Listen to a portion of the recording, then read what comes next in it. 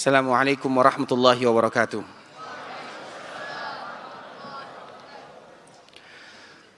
Innal hamdalillah nahmaduhu wa nasta'inuhu wa nastaghfiruh wa na'udzu billahi min shururi anfusina wa min sayyiati a'malina may yahdihillahu fala mudilla lahu wa may yudlil fala hadiya lahu.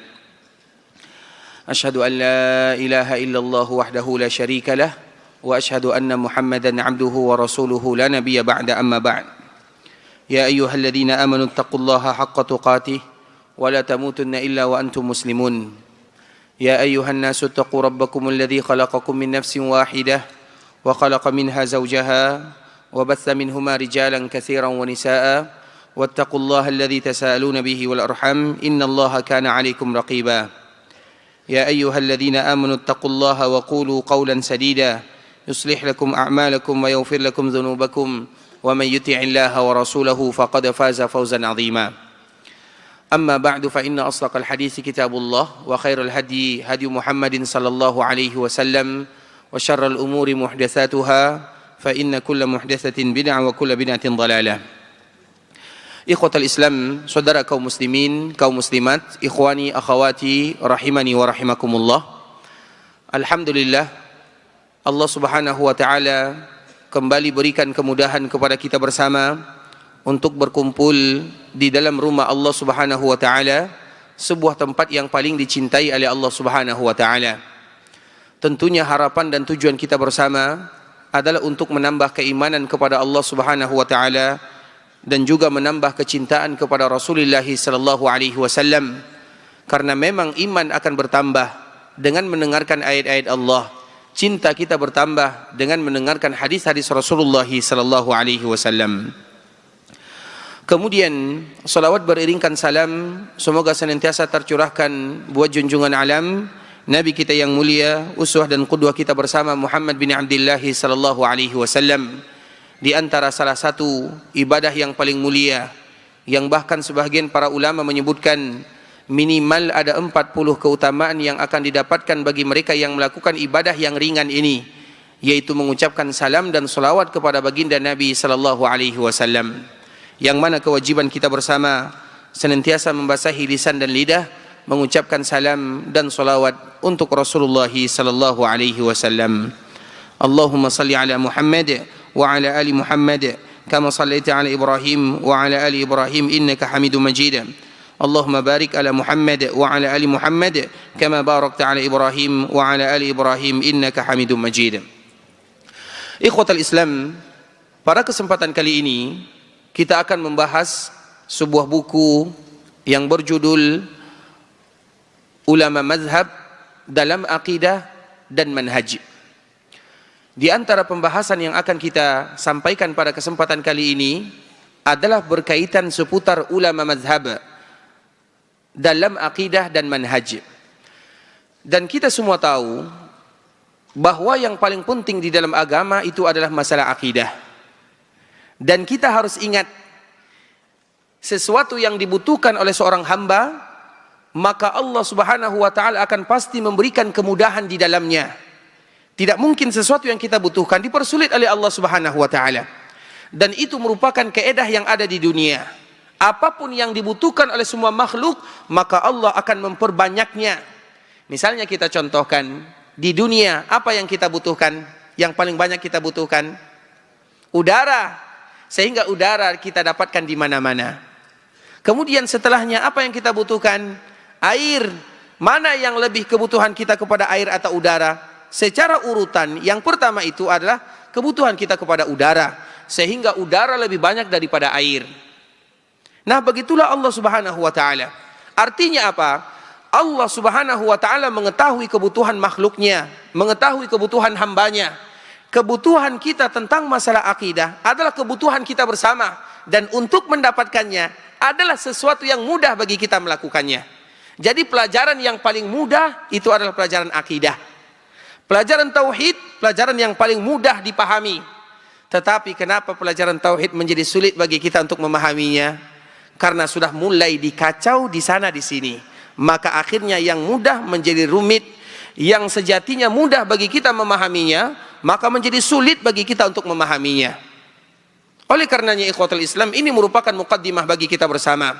Sehingga kenapa para ulama, terutama ulama-ulama mazhab, mereka tidak terlalu banyak tulisannya tentang masalah akidah, karena akidah itu tidak perlu ditulis. Akidah itu semua kita butuh. Kita mengucapkan la ilaha illallah, semua kita tahu maknanya. Ketika kita mengucapkan Muhammadur Rasulullah, selesai. La ilaha illallah Muhammadur Rasulullah, itu adalah akidah. Tetapi kadang-kadang dipersulit. Sehingga dikala akidah itu sudah mulai dipersulit, maka di saat itulah para ulama mulai menerapkan kaedah-kaedah yang ada di dalamnya. Akidah sebenarnya tidak perlu kaedah. Sama dengan kita melaksanakan ibadah salat. Orang-orang terdahulu, mereka tidak pernah tahu ini rukun salat, ini sunat salat, ini wajib salat. Tidak ada pembagian seperti itu, tidak ada. Karena semuanya paham. Kita tidak perlu pembagian, kita tidak perlu ada kaedah ini 1, 2 dan 3, tidak perlu. Karena semua kita paham. Tetapi karena itu sudah mulai dipersulit, maka di saat itulah para ulama ingin kembali memberikan kemudahan. Sama kita contohkan misalnya pembagian tauhid. Ini kita contohkan salah satu contoh saja. Siapa di antara kita di sini yang tahu apa pembagian tauhid?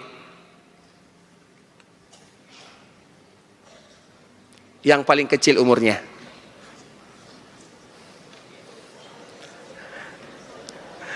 Baik, berapa tahun nak umurnya nak? Isna asyar sana. Taib. Berapa pembagian tauhid? Salah satu aksam. Siapa yang membaginya?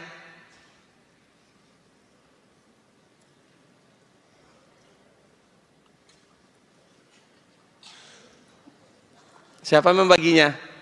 Allah yang membaginya. Siapa? Rasul yang membaginya. Taib, Masya Allah. Silakan nak sini. Nah, ini hadiahnya. Nah, ini kamu yang mendapatkan hadiah pertama ya, supaya kamu nanti bisa langsung pergi berangkat umrah ya. Untuk mahaidamu Allah. Silakan nak. Insyaallah. Barakallahu fiik, barakallahu fiik. Walaupun jawabannya salah ya. Baik, barakallahu fiikum. Yang penting jawab dulu. Salah benar urusan yang kedua. Taib. Siapa lagi yang bisa menjawab? Sekarang yang paling tua.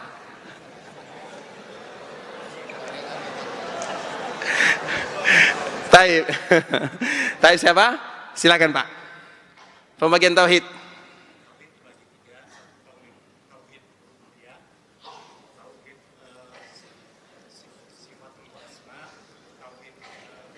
Masya Allah. Pertanyaan berikutnya, siapa yang membagi 3? Ulama siapa? Ulama salaf. Siapa ulamanya? Kita harus jelas-jelas ya. Baik, siapa membaginya? Karena nanti apabila kita bilang tauhid dibagi 3, apa bedanya kita dengan Nasara? Trinitas. Betul nih. Masya Allah. Silakan Pak. Barakallahu fiik. Allah jaga khairan. Terima kasih ya Pak ya, sehat selalu Pak ya, Masya Allah. Wa iyyakum. Betul menurut Bapak tapi salah menurut kami ya. Baik, tidak menjadi masalah. Nah, itu hanya sekedar contoh saja. Artinya tauhid itu tidak dibagi. Siapa yang membagi tauhid? Tidak ada bagiannya. Apa arti tauhid? Diambil dari kata tauhid, itu apa artinya? Wahada yuwahidu tauhidan. Apa arti tauhid? Wahada. Artinya satu. Terus tiba-tiba kita bagi menjadi 3. Siapa yang membaginya? Nah, bagian tauhid ini ikhwatul Islam itu hanya sekedar contoh. Tauhid itu tidak ada bagiannya. Hanya saja dikala kalimat tauhid ini sudah dipersulit, maka di saat itulah para ulama mulai memperlihatkan, oh ternyata pembagian tauhid itu 1, 2 dan 3. Maka di saat itu kita tidak boleh mengatakan tauhid dibagi 3, enggak. Tauhid itu ada dibagi 2. Ada juga yang mengatakan dibagi 3. Ada juga yang mengatakan dibagi 4. Ada juga yang mengatakan dibagi 5. Terlepas daripada pembagian para ulama tersebut, namun tujuannya adalah untuk mengembalikan tauhid dan makna tauhid itu sendiri. Bisa dipahami? Kenapa sekarang kita membahas tentang ada wajib salat, ada rukun salat, ada sunat-sunat salat? Agar kita tahu nanti kalau kita melakukan kesalahan, apa yang harus kita tebus untuk melakukan kesalahan tersebut. Kalau dulu mereka dikala salah di dalam melaksanakan ibadah salat, mereka langsung tahu apa yang harus dilakukan. Nah, begitu juga tauhid itu tidak ada bagiannya, tetapi pada akhirnya kenapa harus dibagi? Untuk mengembalikan kepada keesaan Allah Subhanahu wa taala. Makanya secara hukum asal tauhid itu tidak ada baginya. Kalaupun ada pembagiannya, terutama tauhid yang disebut dengan tauhid uluhiyah, Ada lagi yang disebut dengan tauhid rububiyah. Ada lagi yang disebut dengan tauhid al-asma'i was sifat. Makanya tauhid itu tidak mesti kita bagi. Ada yang mau bagi 2 silahkan. Ada yang mau bagi 3 juga silahkan, tidak menjadi masalah. Yang kita permasalahkan bukan bagiannya, tapi yang kita permasalahkan adalah bagaimana kita betul-betul beribadah kepada Allah Subhanahu wa taala. Itu inti daripada pembagiannya. Nah, begitu juga dengan ilmu akidah. Akidah itu mudah sekali, mudah, tidak ada rumit di dalamnya. Tidak mungkin akidah itu sesuatu yang sulit. Tetapi karena sudah mulai dipersulit, dan kita tahu ikhwatul Islam, dulu di zaman Al-Ma'mun, itu di akhir abad kedua Hijriyah, ada sebuah perlombaan. Perlombaan yang luar biasa. Apa perlombaannya? Barang siapa yang bisa menerjemahkan kitab-kitab dari luar, kitab dari mana saja, ke dalam bahasa Arab, maka terjemahannya akan diganti dengan emas. Misalnya mereka menerjemahkan ada kitab-kitab, misalnya kitab Yunani kuno misalnya, diterjemahkan ke dalam bahasa Arab. Apabila diterjemahkan dan ada yang berhasil, maka timbangan kertasnya yang ditulis itu ditimbang. Seberapa beratnya? Misalnya kertasnya beratnya 1 kilo, untuknya emas 1 kilo. Dan itu sesuatu yang menggiurkan. Makanya orang-orang yang menerjemah dulu sengaja menulis bahasanya dengan tulisan yang besar, supaya banyak mendapatkan kertas, sehingga nanti menjadi berat dan banyak emas yang didapatkan. Artinya itu adalah langkah awal. Kenapa kita tidak mencukupkan dengan ayat-ayat Allah Subhanahu wa taala? Kenapa kita tidak mencukupkan dengan hadis-hadis Rasulullah sallallahu alaihi wasallam, atau juga perkataan para ulama, para sahabat Nabi yang mulia radhiyallahu taala anhum, atau juga perkataan para tabi'in? Sebenarnya sudah lengkap. Namun ketika mulai dipersulit ikhwatul Islam, maka di saat itulah kita butuh kembali mempelajari tentang masalah akidah. Dan pada kesempatan kali ini kita akan fokus kepada pembahasan ulama mazhab tentang masalah akidah dan manhaj. Sebenarnya secara umum ikhwatul Islam, para ulama itu semuanya sama, terutama ulama-ulama mazhab. Dan ulama mazhab dulu, kenapa para ulama itu disebut dengan ulama mazhab? Dan selalu kami menyebutkan, mazhab itu sebenarnya banyak, bukan hanya 4 yang kita kenal. Sufyan Ats-Tsauri, dia juga punya mazhab. Imam Bukhari, dia juga punya mazhab. Berarti imam-imam yang lainnya, mereka juga punya mazhab. Tetapi lebih terkenal adalah 4 ulama yang kita kenal. Imam Abu Hanifah, Imam Malik, Imam Syafi'i, Imam Ahmad rahimahumullahu ta'ala. Apabila kita menyebutkan dengan ulama mazhab, maka kita lebih fokus kepada 4 ulama ini. Bukan berarti yang lain tidak ada mazhab. Karena bisa jadi ulama yang lain mazhabnya tidak serapi ulama-ulama yang tadi telah kita sebutkan. Atau ulama yang 4 ini, mazhab mereka betul-betul jelas, dibukukan dan diabadikan. Maka itulah keunggulan daripada 4 ulama ini, sehingga mereka terkenal dengan ulama mazhab. Sebahagian yang lain menambah dengan mazhab zahiri, yaitu mazhab al-zahiri yang dibawakan oleh Imam Ibnu Hazm dan juga oleh ulama-ulama yang lainnya disebut dengan mazhab al-zahiri. Terlepas daripada itu semua, yang ingin kami sampaikan, kita fokus kepada perkataan ulama-ulama mazhab yang 4 tadi telah kita jelaskan. Dari ke-4 mazhab ini, maka kita menjadi 2 atau dibagi menjadi 2. Yang pertama, mazhab Imam Abu Hanifah yang disebut dengan Madrasatu Ahlur Ra'yi. Yang kedua, Imam Malik, Imam Syafi'i dan Imam Ahmad disebut dengan Madrasatu Ahlil Hadis. Jadi terkenal dulu ada namanya 2 madrasah. Yang pertama Madrasatu Ahlur Ra'yi yang diketuai oleh Imam Abu Hanifah, dan yang kedua disebut dengan Madrasatu Ahlul Hadis, Madrasatu Ahlil Hadis yang diketuai oleh Imam Malik, Imam Syafi'i dan Imam Ahmad rahimahumullahu ta'ala jami'an. Imam Abu Hanifah sanadnya jelas sekali, karena Imam Abu Hanifah gurunya adalah Hammad. Hammad ini gurunya adalah Ibrahim An-Nakhai. Ibrahim An-Nakhai gurunya adalah Abdullah bin Mas'ud radhiyallahu ta'ala anhu. Abdullah bin Mas'ud adalah sahabat Nabi yang setelah Nabi sallallahu alaihi wasallam meninggal, maka dia tidak lagi tinggal di kota Madinah. Dia pergi ke sebuah daerah yang bernama Kufah. Kemudian dia mengajarkan orang-orang di sana tentang agama. Kemudian tersebarlah, ada muridnya Ibrahim ini ada muridnya Hammad ini ada muridnya. Itulah yang kita kenal dengan Imam Abu Hanifah yang bernama Nu'man bin Thabit rahimahullahu ta'ala. Nah, madrasah ini, sekolah ini disebut dengan sekolah Ahlur Ra'yi.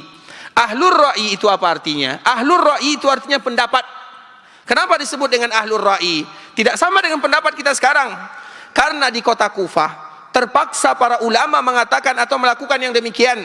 Apabila disampaikan hadis-hadis Nabi SAW, dengan mudah mereka akan mendustakan hadis Nabi SAW. Sehingga apabila kita bandingkan antara hadis yang benar dengan hadis yang palsu, lebih banyak hadis yang palsu dibandingkan dengan hadis yang benar. Bahkan yang tersebar juga demikian keadaannya. Contohnya misalnya Imam Ahmad rahimahullah, dia punya 2 orang anak. Yang pertama namanya Abdullah, yang kedua bernama Saleh. Anaknya Imam Ahmad, Abdullah ini fokus kepada hadis, sedangkan Saleh fokus kepada fikih. Pertama kali Abdullah dia ingin menghafal hadis, maka Imam Ahmad memberikan kepadanya hadis, hafal ini, nak, hafal ini, hafal ini. Kemudian sampailah hafalannya 200.000 hadis. Dan itu bukan jumlah yang sedikit. Kemudian setelah anaknya hafal 200.000 hadis, apa kata ayahnya? Ketahuilah, semua hadis yang kamu hafal adalah hadis-hadis yang lemah dan hadis-hadis yang palsu. Itu baru 200.000. Artinya apa, ikhwatal Islam? Hadis ini dari mana munculnya? Kebanyakan munculnya dari sana. Sehingga Imam Abu Hanifah, kenapa disebut dengan Ahlur Ra'yi? Bukan berarti dia mendahulukan akal daripada dalil, tidak sama sekali. Karena nanti apabila dia menyampaikan hadis-hadis Nabi SAW, dia khawatirkan hadis Nabi ini akan didustakan. Kalau hadis Nabi didustakan, maka orang yang mendustakan hadis Nabi SAW akan dihukum oleh Allah Subhanahu Wa Taala. Dan dia tidak mau umatnya, kaumnya dihukum oleh Allah Azza wa Jal. Maka dia menggunakan logika. Karena logika yang sehat tidak akan pernah berbantahan atau berseberangan dengan dalil Al-Quran ataupun hadis-hadis Nabi SAW. Maka disebut dengan madrasatu ahli ra'yi, yaitu sekolah yang mendahulukan akal. Akal yang mana? Bukan semata-mata akal pikiran, tidak. Karena gurunya, sanadnya sampai kepada Abdullah bin Mas'ud radhiyallahu ta'ala anhu. Jelas sampai di sini kenapa disebut dengan madrasatu ahli ra'yi? Taib, yang kedua, madrasatu ahli hadis. Kenapa disebut dengan madrasatu ahli hadis? Yang mengetahuinya adalah Imam Malik. Imam Malik itu adalah muhaddis kota Madinah. Kemudian muridnya siapa? Imam Syafi'i. Karena Syafi'i itu gurunya adalah Imam Malik. Kemudian Imam Ahmad. Imam Ahmad itu juga dikenal dengan madrasatu ahli hadis. Nah, 3 orang ulama ini dikenal dengan madrasahnya madrasatu ahli hadis. Imam Ahmad gurunya Imam Syafi'i. Imam Syafi'i gurunya Imam Malik. Malik gurunya adalah Nafi'. Nafi' gurunya adalah Abdullah bin Umar. Abdullah bin Umar gurunya adalah Muhammad bin Abdullah sallallahu alaihi wasallam. Bahkan Imam Bukhari juga mengambil hadis dari Imam Ahmad. Imam Muslim juga mengambil hadis dari Imam Bukhari. Artinya apa? Ternyata mereka itu silsilah hadis yang kita kenal. Imam Bukhari, Imam Muslim dan imam-imam yang lainnya, mereka mengambil hadis dari Imam Ahmad. Imam Ahmad mengambil dari Imam Syafi'i. Imam Syafi'i mengambil dari Imam Malik. Imam Malik mengambil dari Nafi'. Nafi' dari Abdullah bin Umar. Abdullah bin Umar dari Rasulullah sallallahu alaihi wasallam. Maka terkenallah dengan madrasatu ahli hadis. Karena mereka lebih fokus kepada hadis-hadis Rasulullah sallallahu alaihi wasallam. Nah, dalam pembahasan masalah akidah, walaupun mereka berbeda, yang satu ahlul ra'yi, yang satu ahlul hadis, tapi mereka sama-sama mendahulukan ayat-ayat Allah dan hadis-hadis Rasulullah sallallahu alaihi wasallam. Dan kita juga harus ingat, ikhwatul Islam, ulama mazhab mereka lebih fokus kepada masalah fikih. Tetapi bukan berarti mereka tidak fokus kepada masalah akidah. Kenapa mereka tidak terlalu fokus ke dalam masalah akidah sebagaimana masalah fikih? Karena akidah itu semuanya sesuatu yang sudah jelas, sesuatu yang tidak perlu lagi dibahas sebagaimana mereka harus membahas masalah fikih. Makanya Imam Al-Muzani, 2 tahun yang silam kita pernah membahas tentang Imam Al-Muzani. Imam Al-Muzani disebut dengan Imam Syafi'i kecil. Imam Syafi'i, ada Syafi'i kecil. Syafi'i kecil namanya Imam Al-Muzani. Imam Al-Muzani ini ibunya adalah seorang yang bermazhab Hanafi. Karena ibunya itu adalah saudaranya At-Tahawi. Tahu kita matan At-Tahawi? Matan At-Tahawi. Jadi Imam At-Tahawi, Imam At-Tahawi itu adalah imamnya mazhab Hanafi. Imam At-Tahawi dia punya saudari. yang juga sama-sama mazhabnya mazhab Hanafi. Saudarinya ini punya anak namanya Al-Muzani. Muzani ini walaupun pamannya dan ibunya bermazhab Hanafi, tapi dia memilih mazhab Syafi'i. Jadi kalau ada di dalam satu keluarga yang satu bermazhab Syafi'i, yang satu bermazhab Hambali, boleh atau tidak? Boleh atau tidak? Boleh, asal jangan bergaduh saja. Artinya tidak menjadi masalah. Sebagaimana keluarga Imam Muzani, ibunya bermazhab Hanafi, pamannya juga bermazhab Hanafi, sedangkan dia terkenal dengan Syafi'i kecil. Makanya kalau kita ingin betul-betul fokus melihat mazhab akidah Imam Syafi'i, maka kita akan baca karangan yang dikarang oleh Imam Al-Muzani. Padahal orang tuanya, keluarganya adalah keluarga yang hidup di dalam mazhab Hanafi. Sama contohnya, misalnya kita contohkan tafsir yang kita kenal dengan tafsiril Qur'anil Azim. Siapa mengarang tafsiril Qur'anil Azim? Imam Ibnu Katsir. Kapan Imam Ibnu Katsir meninggal? Tahun 774 Hijriah. Ibnu Katsir, Imam Ibnu Qayyim, Imam Ibnu Hajar, Imam Az-Zahabi, itu semuanya satu level. Gurunya satu dan muridnya sama. Makanya apabila disebutkan Imam Ibnu Qayyim misalnya meninggal pada tahun 752 Hijriah, Imam Ibnu Katsir meninggal pada tahun 774 Hijriah, mereka itu satu level. Belum lagi Imam Zahabi, belum lagi Imam Ibnu Hajar yang mensyarah Fathul Bari, semua mereka itu satu level, satu angkatan. Tapi angkatan mereka adalah angkatan yang diberikan keberkahan oleh Allah Subhanahu wa taala. Nah, kita ambil salah satu di antaranya. Salah satunya adalah Imam Ibnu Katsir. Imam Ibnu Katsir, apa mazhabnya? Hanafi atau Maliki? Siapa yang jawab, angkat tangan? Yang paling ganteng. Siapa yang mengaku? Silakan nak. Apa mazhab Syafi'i? Hambali, Masya Allah. Silakan nak. Barakallahu fiik, Allah jika khairan. Syukran nenek ya. Tapi jawabannya salah.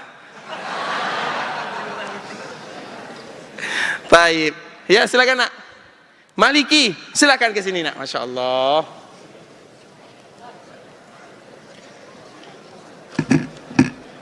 Masya Allah, syukur nenek ya. Jawabannya juga salah. Tinggal lagi dua. Ada yang berani salah. Kita berikan kepada abang kita. Silakan. Syafi'i, kenapa dia bermazhab Syafi'i? Siapa yang bilang dia bermazhab Syafi'i? Karena memang rata-rata level dia itu mazhabnya mazhab Syafi'i. Masya Allah, silakan. Barakallahu fiik, Allah jika khairan.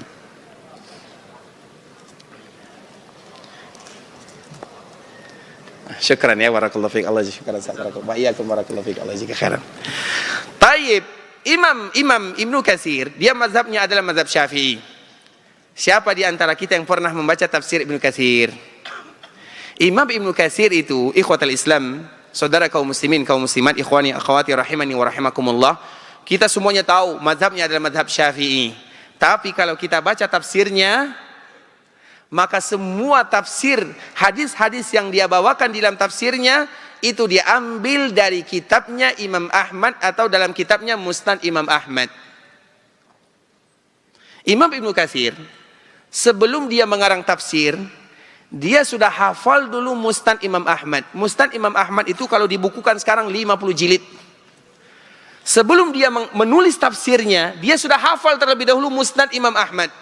Sehingga apabila kita temukan di dalam tafsir Ibnu Katsir, maka kebanyakan tulisan yang ada di dalamnya adalah riwayat yang dibawakan oleh Imam Ahmad. Padahal dia bermadzhab Syafi'i. Artinya ternyata biasa, tidak menjadi masalah. Ternyata para ulama itu mereka semuanya sama, terutama di dalam masalah akidah. Di dalam masalah fikih saja mereka biasa-biasa saja. Begitu juga apalagi di dalam masalah akidah. Artinya dari sinilah kita ambil kesimpulan, ikhwatul Islam, ternyata ulama, terutama ulama-ulama mazhab yang kita kenal, Imam Malik, Imam Abu Hanifah, Imam Malik, Imam Syafi'i dan Imam Ahmad, mereka itu berada di dalam ranah yang sama, yaitu sama-sama ahlus sunnah wal jamaah, dan mereka semuanya adalah pedoman bagi kita bersama. Sehingga tidak boleh ada di antara kita yang belajar agama kecuali harus menjadikan mereka sebagai guru kita bersama. Makanya dari situlah para ulama mereka berbeda. apa hukumnya mengambil salah satu di antaranya? Misalnya, atau yang lebih kita kenal, kita fokus kepada satu mazhab dibandingkan dengan mazhab yang lainnya. Para ulama di sana mereka berbeda. Yang mengatakan wajib silakan, yang mengatakan tidak wajib juga tidak menjadi masalah. Tetapi semua kita akan berguru kepada ulama-ulama yang besar ini.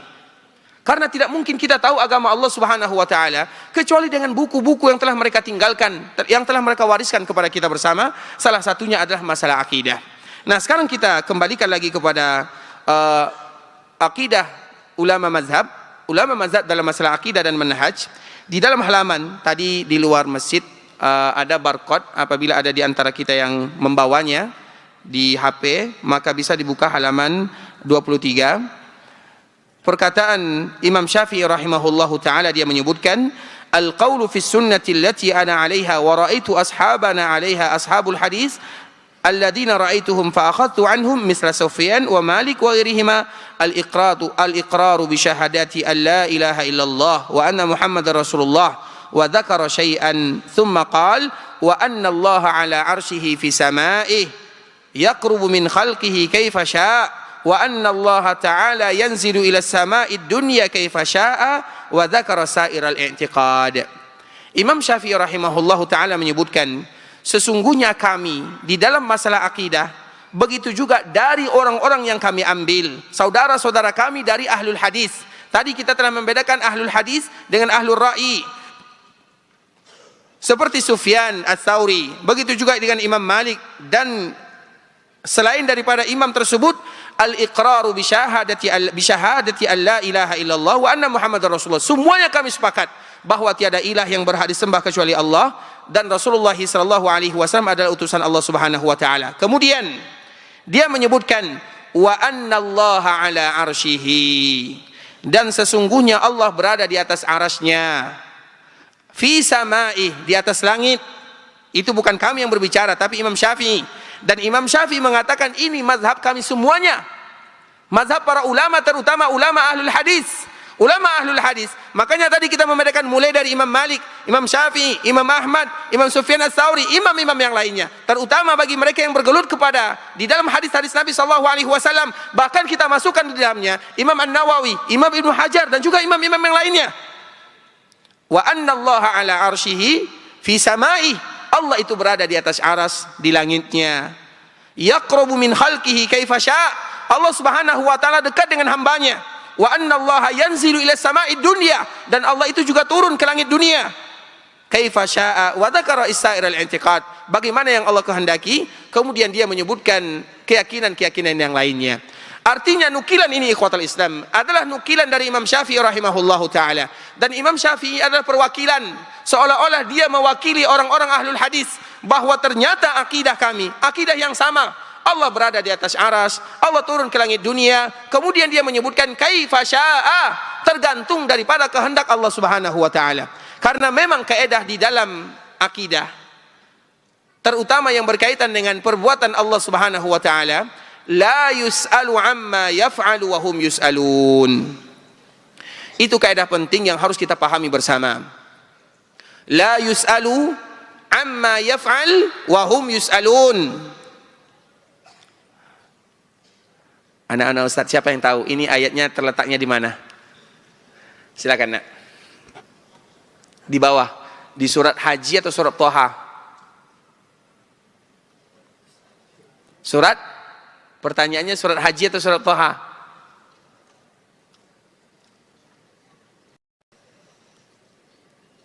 Suratul Hajj atau surat Thaha?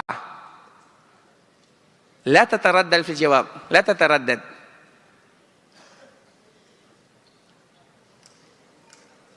Surat Al-Anbiya. Masya Allah, silakan Nak. Masya Allah, barakallahu fiik. Silakan. Masya Allah, Suratul Anbiya. Tidak mudah ditipu ya. Barakallahu fiik, Allah jika khairan.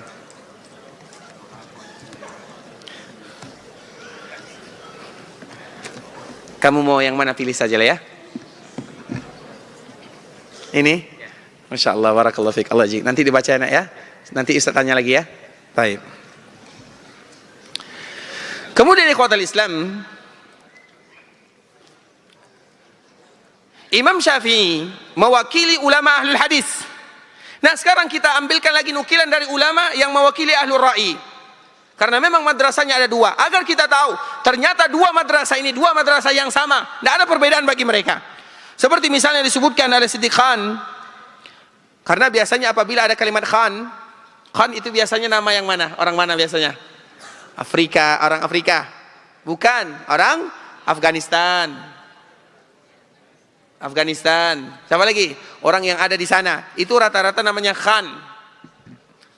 Nah, rata-rata mereka yang ada di sana itu mazhabnya adalah mazhab Hanafi. Rata-rata mereka yang ada di sana mazhabnya adalah Hanafi.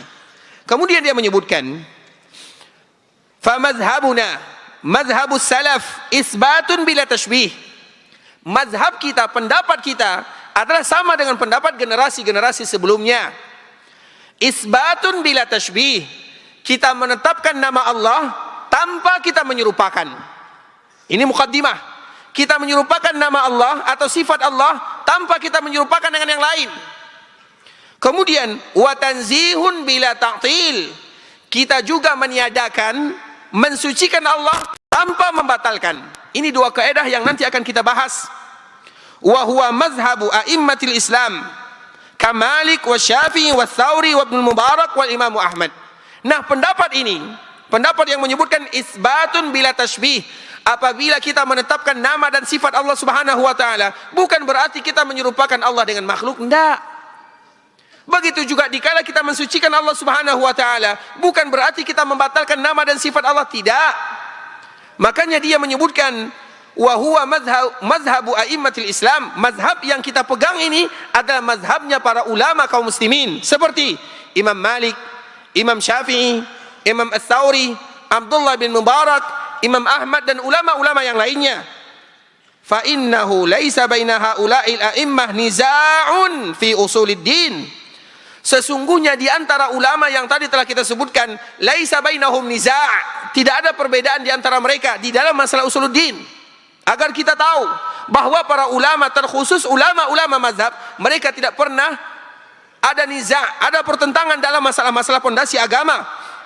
Wa kadzalika Abu Hanifah. Begitu juga dengan Imam Abu Hanifah. Karena biasanya yang banyak berbeda itu karena mereka berasal dari madrasah yang berbeda. Dikala mereka berbeda pendapatnya, maka itu adalah sesuatu yang biasa karena madrasahnya berbeda. Seperti misalnya ada madrasah di sini, misalnya kita contohkan, yang di sini ada Abu Darda, yang di sana ada Al-Miskah. Mereka dua berbeda, wajar mereka berbeda. Sekolahnya beda, gurunya beda. Dikala mereka berbeda itu biasa. Tapi dalam masalah agama dan usuluddin, laisa bainahum niza', tidak ada perbedaan di antara mereka. Wa kadzalika Imam Abu Hanifah. Fa innal i'tiqad ats-tsabit anhu muwafiqun li'tiqadi haula wa huwa alladhi nataqa bihil kitab wa sunnah.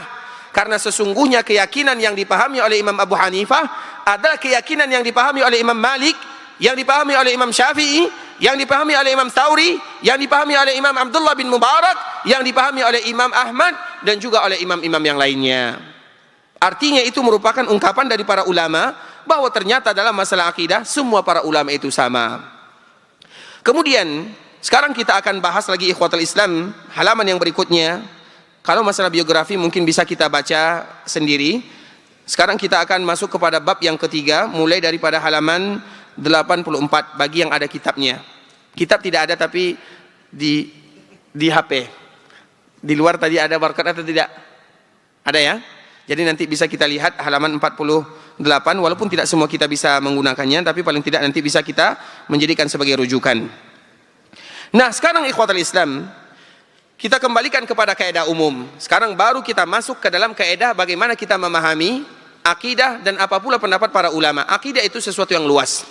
Kita ambil dulu, karena kami khusus di dalam tulisan ini, kami mengkhususkan nama dan sifat-sifat Allah, kemudian Al-Qadar, kemudian Al-Quran, kemudian yang lainnya. Hanya 4 saja yang kami fokuskan. Karena 4 masalah ini merupakan 4 yang biasanya banyak tergelincir kaum muslimin di sana, atau mereka salah menanggapi, atau mereka salah menisbatkan perkataan kepada ulama mazhab, atau mereka memalingkan makna yang diinginkan oleh ulama mazhab. Yang pertama adalah masalah al-asma'i was sifat, nama dan sifat-sifat Allah Subhanahu wa taala. Semuanya kita tahu Allah memiliki nama dan sifat. Dan nama dan sifat Allah Subhanahu wa taala adalah nama yang tidak berbilang, atau nama dan sifat yang banyak sekali jumlahnya. Karena apabila kita membatasi nama dan sifat Allah, berarti secara tidak langsung kita mengatakan Allah tidak sempurna. Dan kita tahu satu-satunya yang sempurna adalah Allah Subhanahu wa taala. Dan di antara bentuk kesempurnaan Allah, maka Allah memiliki nama dan sifat yang tidak terbilang jumlahnya. Dan Allah hanya memberitahukan kepada kita sedikit sahaja. Tetapi Allah memiliki nama dan sifat yang mulia. Karena kaedah di dalam bahasa Arab, semakin banyak bahasa yang dipakai untuk suatu benda, maka itu menunjukkan kelebihan benda tersebut. Semakin banyak bahasa yang dipakai untuk suatu benda, maka itu menunjukkan kelebihan benda tersebut. Itu baru benda. Makanya nama Nabi SAW itu banyak. Nama Nabi sampai 14, ada yang menyebutkan lebih daripada 15, dan setiap nama menunjukkan keutamaan untuk Rasulullah SAW. Itu Nabi SAW. Bagaimana yang menciptakan Nabi, dan bagaimana pula dengan yang menciptakan kita bersama. Artinya Allah punya nama tidak terhitung jumlahnya. Karena apabila kita membatasi nama Allah, berarti sama saja kita membatasi sifat Allah. Berarti apabila kita membatasi sifat Allah, berarti sama saja kita mengatakan kurang sempurnanya Allah Subhanahu wa taala. Sehingga semua kaedah kita ketahui ikhwatul Islam, nama dan sifat Allah Subhanahu wa taala adalah nama yang tidak terhitung jumlahnya. Kemudian halaman 53 kita akan menyebutkan kaedah umum di dalam memahami nama dan sifat-sifat Allah Subhanahu wa taala. Ada 3 kaedah. Kaedah umum agar kita mudah memahami nama dan sifat-sifat Allah Subhanahu wa taala ada 3. Yang pertama, beriman kepada semua nama dan sifat-sifat Allah Subhanahu wa taala. Baik itu isbat ataupun itu merupakan nafi. Kita ulang lagi ikhwatul Islam. Kaedah yang pertama, beriman kepada semua nama dan sifat-sifat yang disebutkan oleh Allah atau yang disebutkan oleh Rasulullah SAW. Semuanya kita beriman. Apapun nama yang disebutkan oleh Allah dan yang disebutkan oleh Rasulullah SAW, kita tidak boleh membedakan antara satu dengan yang lainnya. Hanya saja kita harus membedakan antara nama dengan sifat. Semua nama Allah pasti ada sifat di dalamnya, dan tidak semua sifat ada nama di dalamnya. Kita ulang lagi. Nama Allah pasti ada sifat di dalamnya. Dan sifat yang ada di dalam nama tersebut bisa jadi 1, bisa jadi 2, bisa jadi 3. Sedangkan sifat Allah Subhanahu wa taala tidak mesti ada nama. Jadi setiap nama pasti ada sifat. Dan setiap sifat belum tentu ada nama. Artinya masalah sifat lebih luas dibandingkan dengan masalah nama.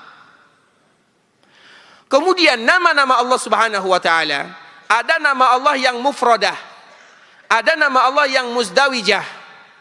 Nama Allah yang mufradah itu seperti misalnya Ar-Rahman, itu nama Allah yang satu. Kemudian Ar-Rahim, nama Allah yang lain, itu disebut dengan nama Allah yang satu. Kalau digabungkan, apabila kita menyebutkan Ar-Rahman, yaitu yang maha pengasih, ada sifat rahmah di dalamnya. Ar-Rahim, yang maha penyayang, ada kalimat rahim di dalamnya, ada sifat rahim di dalamnya. Satu nama ada 1 sifat atau 2 sifat di dalamnya kalau kita pisahkan. Tapi kalau kita gabungkan, misalnya Ar-Rahmanir Rahim, maka itu ada lagi penambahan sifat di dalamnya. Maka disitulah para ulama mengatakan nama Allah itu ada yang satu, ada yang bergabung, ada yang tidak boleh disatukan, harus digabungkan. Seperti misalnya An-Nafi' Ad-Dar. Dan setiap kali digabungkan maka akan memiliki makna yang berlebih. Walaupun sulit bagi kita memahaminya, tapi paling tidak kita menyampaikan sedikit demi sedikit. Kaidah yang pertama, beriman kepada semua nama dan sifat-sifat Allah Subhanahu wa taala. Itu kaidah yang pertama. Kita semuanya sepakat. Yang kedua, mensucikan Allah dari semua bentuk penyerupaan dengan makhluknya. Nah, di sini akan kita membahas. Perhatikan baik-baik. Untuk anak-anak Ustadz, kami harapkan jangan mencatat, kecuali setelah paham. Karena enggak ada gunanya mencatat kalau kita tidak paham. Nanti setelah paham, baru dicatat. Untuk kita bersama, kami ingin memberikan contoh. Ketika kita berbicara tentang nama dan sifat, berarti kita berbicara tentang siapa? Allah. Ketika kita berbicara tentang Allah, apakah kita tahu tentang Allah Subhanahu wa taala? Untuk mengetahui sesuatu ada 3 cara. Yang pertama, dengan melihatnya secara langsung. Apakah kita bisa melihat Allah Subhanahu wa taala? Apakah kita bisa melihat Allah Subhanahu wa taala? Bisa. Di akhirat. Kan kami tidak menyebutkan di dunia. Pertanyaannya, bisakah kita melihat Allah? Bisa. Tapi di akhirat. Karena mata yang Allah ciptakan di dunia tidak sanggup menampung melihat Allah, sedangkan mata yang diciptakan oleh Allah di akhirat sanggup untuk melihat Allah Subhanahu wa taala. Makanya berbeda. Tapi bisakah kita melihat Allah? Bisa, tapi nanti di akhirat. Sedangkan di dunia tidak satu pun yang bisa melihat Allah Subhanahu wa taala. Makanya dikala Nabi Musa meminta kepada Allah, "Ya Allah, perlihatkan dirimu." Qala lan tarani. Allah Subhanahu wa taala menyebutkan di dalam kalimat tersebut lan. Lan itu litta'bid, selama-lamanya kamu tidak akan bisa melihatku di dunia. Sehingga Allah menyebutkan qala lan tarani, engkau tidak akan pernah melihatku. Artinya apa ikhwatul Islam? Nabi Musa saja tidak bisa melihat Allah. Padahal Nabi Musa itu orangnya kuat. Di antara nabi yang paling kuat adalah Nabi Musa. Bahkan pernah diceritakan ikhwatul Islam, karena memang setiap para nabi ketika mereka akan wafat, maka Allah Subhanahu wa taala memberikan pilihan kepada mereka. Dan para nabi ketika diberikan pilihan oleh Allah, apakah engkau mau hidup di dunia atau hidup di akhirat? Maka semua mereka jawabannya sama.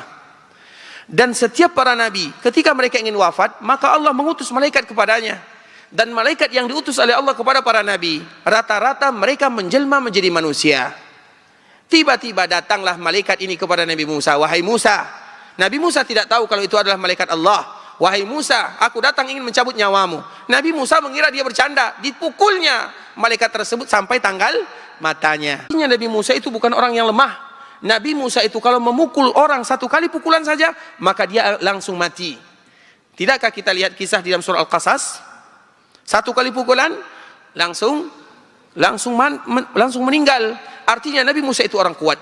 Nah, kekuatan yang dimiliki oleh Nabi Musa tidak bisa melihat Allah Subhanahu wa taala. Padahal itu seorang nabi. Bagaimana dengan manusia biasa? Nabi sallallahu alaihi wasallam, mana yang lebih kuat? Nabi Musa atau Nabi Muhammad sallallahu alaihi wasallam? Nabi Muhammad sallallahu alaihi wasallam, nabi kita yang mulia itu diberikan kekuatan yang luar biasa oleh Allah. Kalau seandainya dibandingkan dengan manusia biasa, kekuatan Nabi 40 kali dibandingkan dengan kekuatan manusia biasa. Nabi itu orangnya kuat. Tapi ketika Nabi Mi'raj, kemudian Nabi berbicara dengan Allah, apakah Nabi melihat Allah Subhanahu wa taala? Melihat atau tidak? Nurun anna arah. Bagaimana aku bisa melihat cahaya yang dibatasi, kata Rasulullah sallallahu alaihi wasallam. Ibunda kita Aisyah mengatakan, barang siapa yang mengatakan bahwa Nabi sallallahu alaihi wasallam melihat Allah di dunia ketika Nabi dipanggil untuk melakukan Mi'raj, faqad iftara, maka dia sudah melakukan kebohongan dan kedustaan. Artinya Nabi saja tidak melihat Allah Subhanahu wa taala. Sehingga tidak ada satupun yang bisa melihat Allah.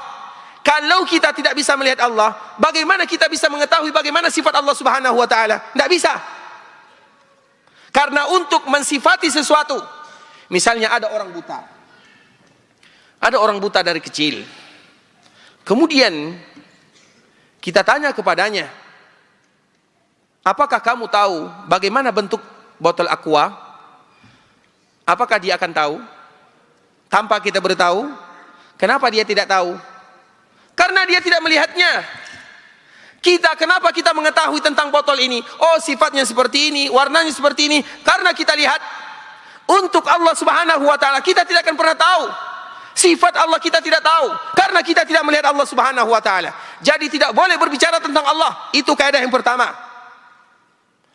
Kaidah yang kedua, untuk mengenal sesuatu, kalau kita tidak bisa melihat bentuk aslinya, maka kita harus melihat yang serupa dengannya.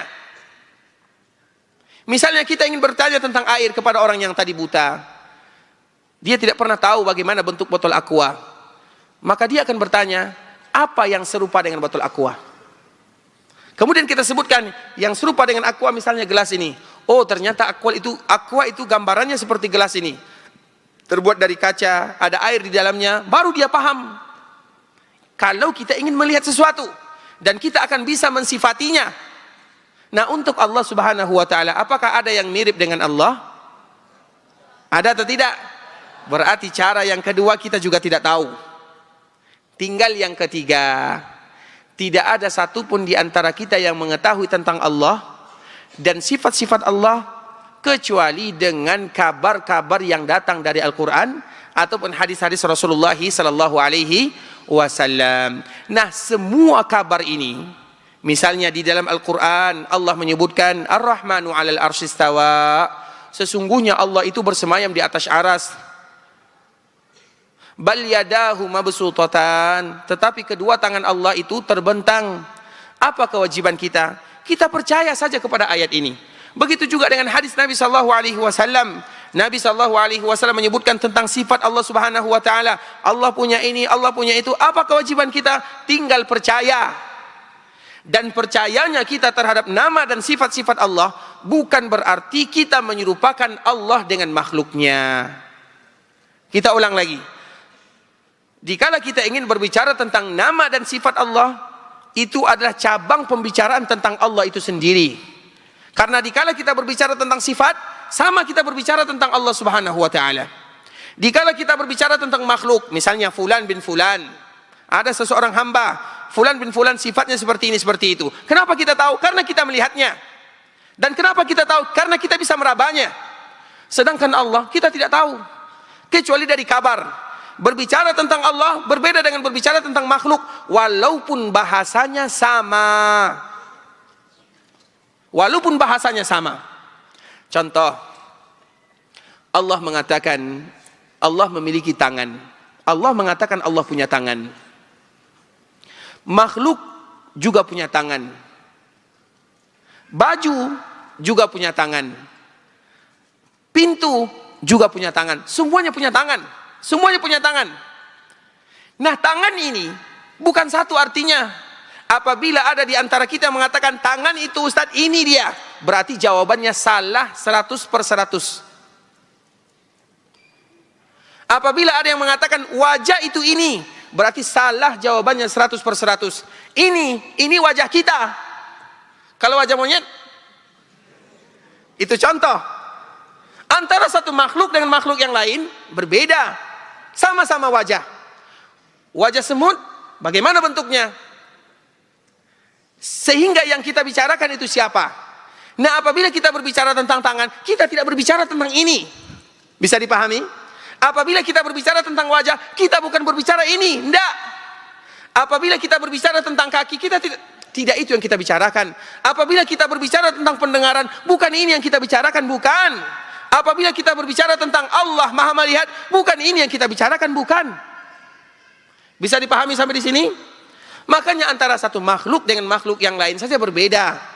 Misalnya kita punya tangan, baju juga punya tangan. Perbedaannya apa? Tangan kita masuk ke tangan baju tidak masuk ke tangan kita. Padahal sama-sama tangan.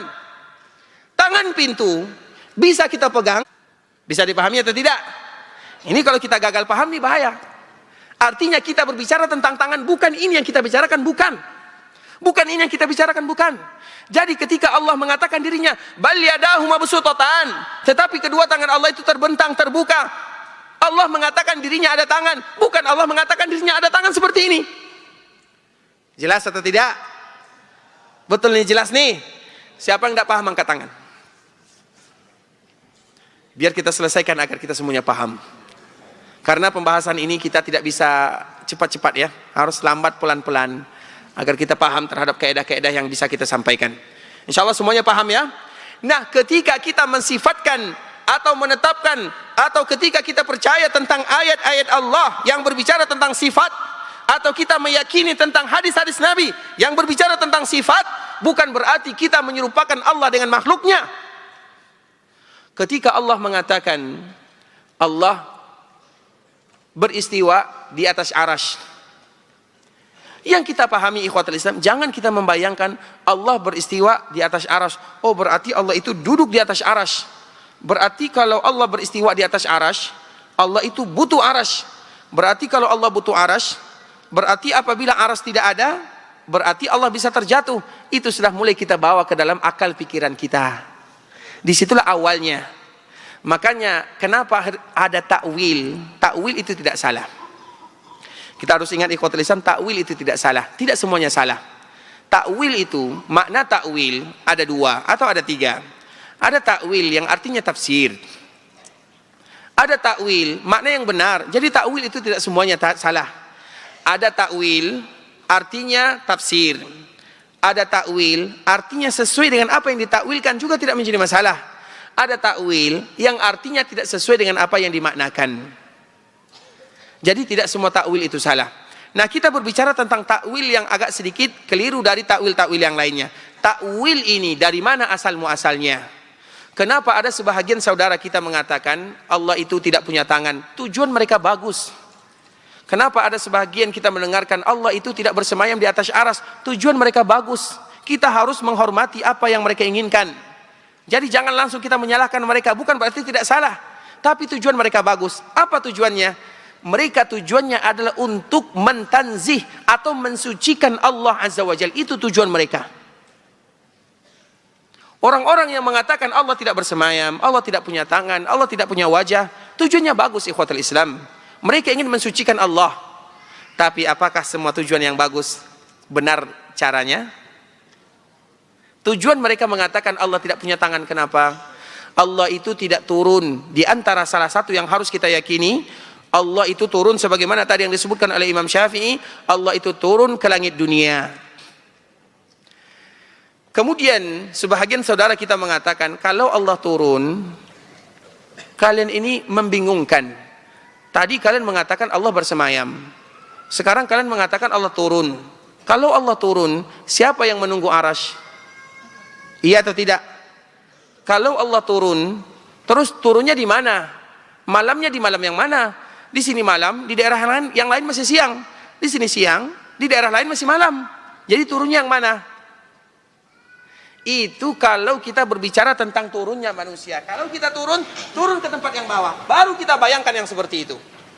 Bisa dipahami? Turun yang kita pahami, turun dari tangga, turun dari misalnya dari tempat mimbar, turun ke bawah, baru itu turun yang kita pahami.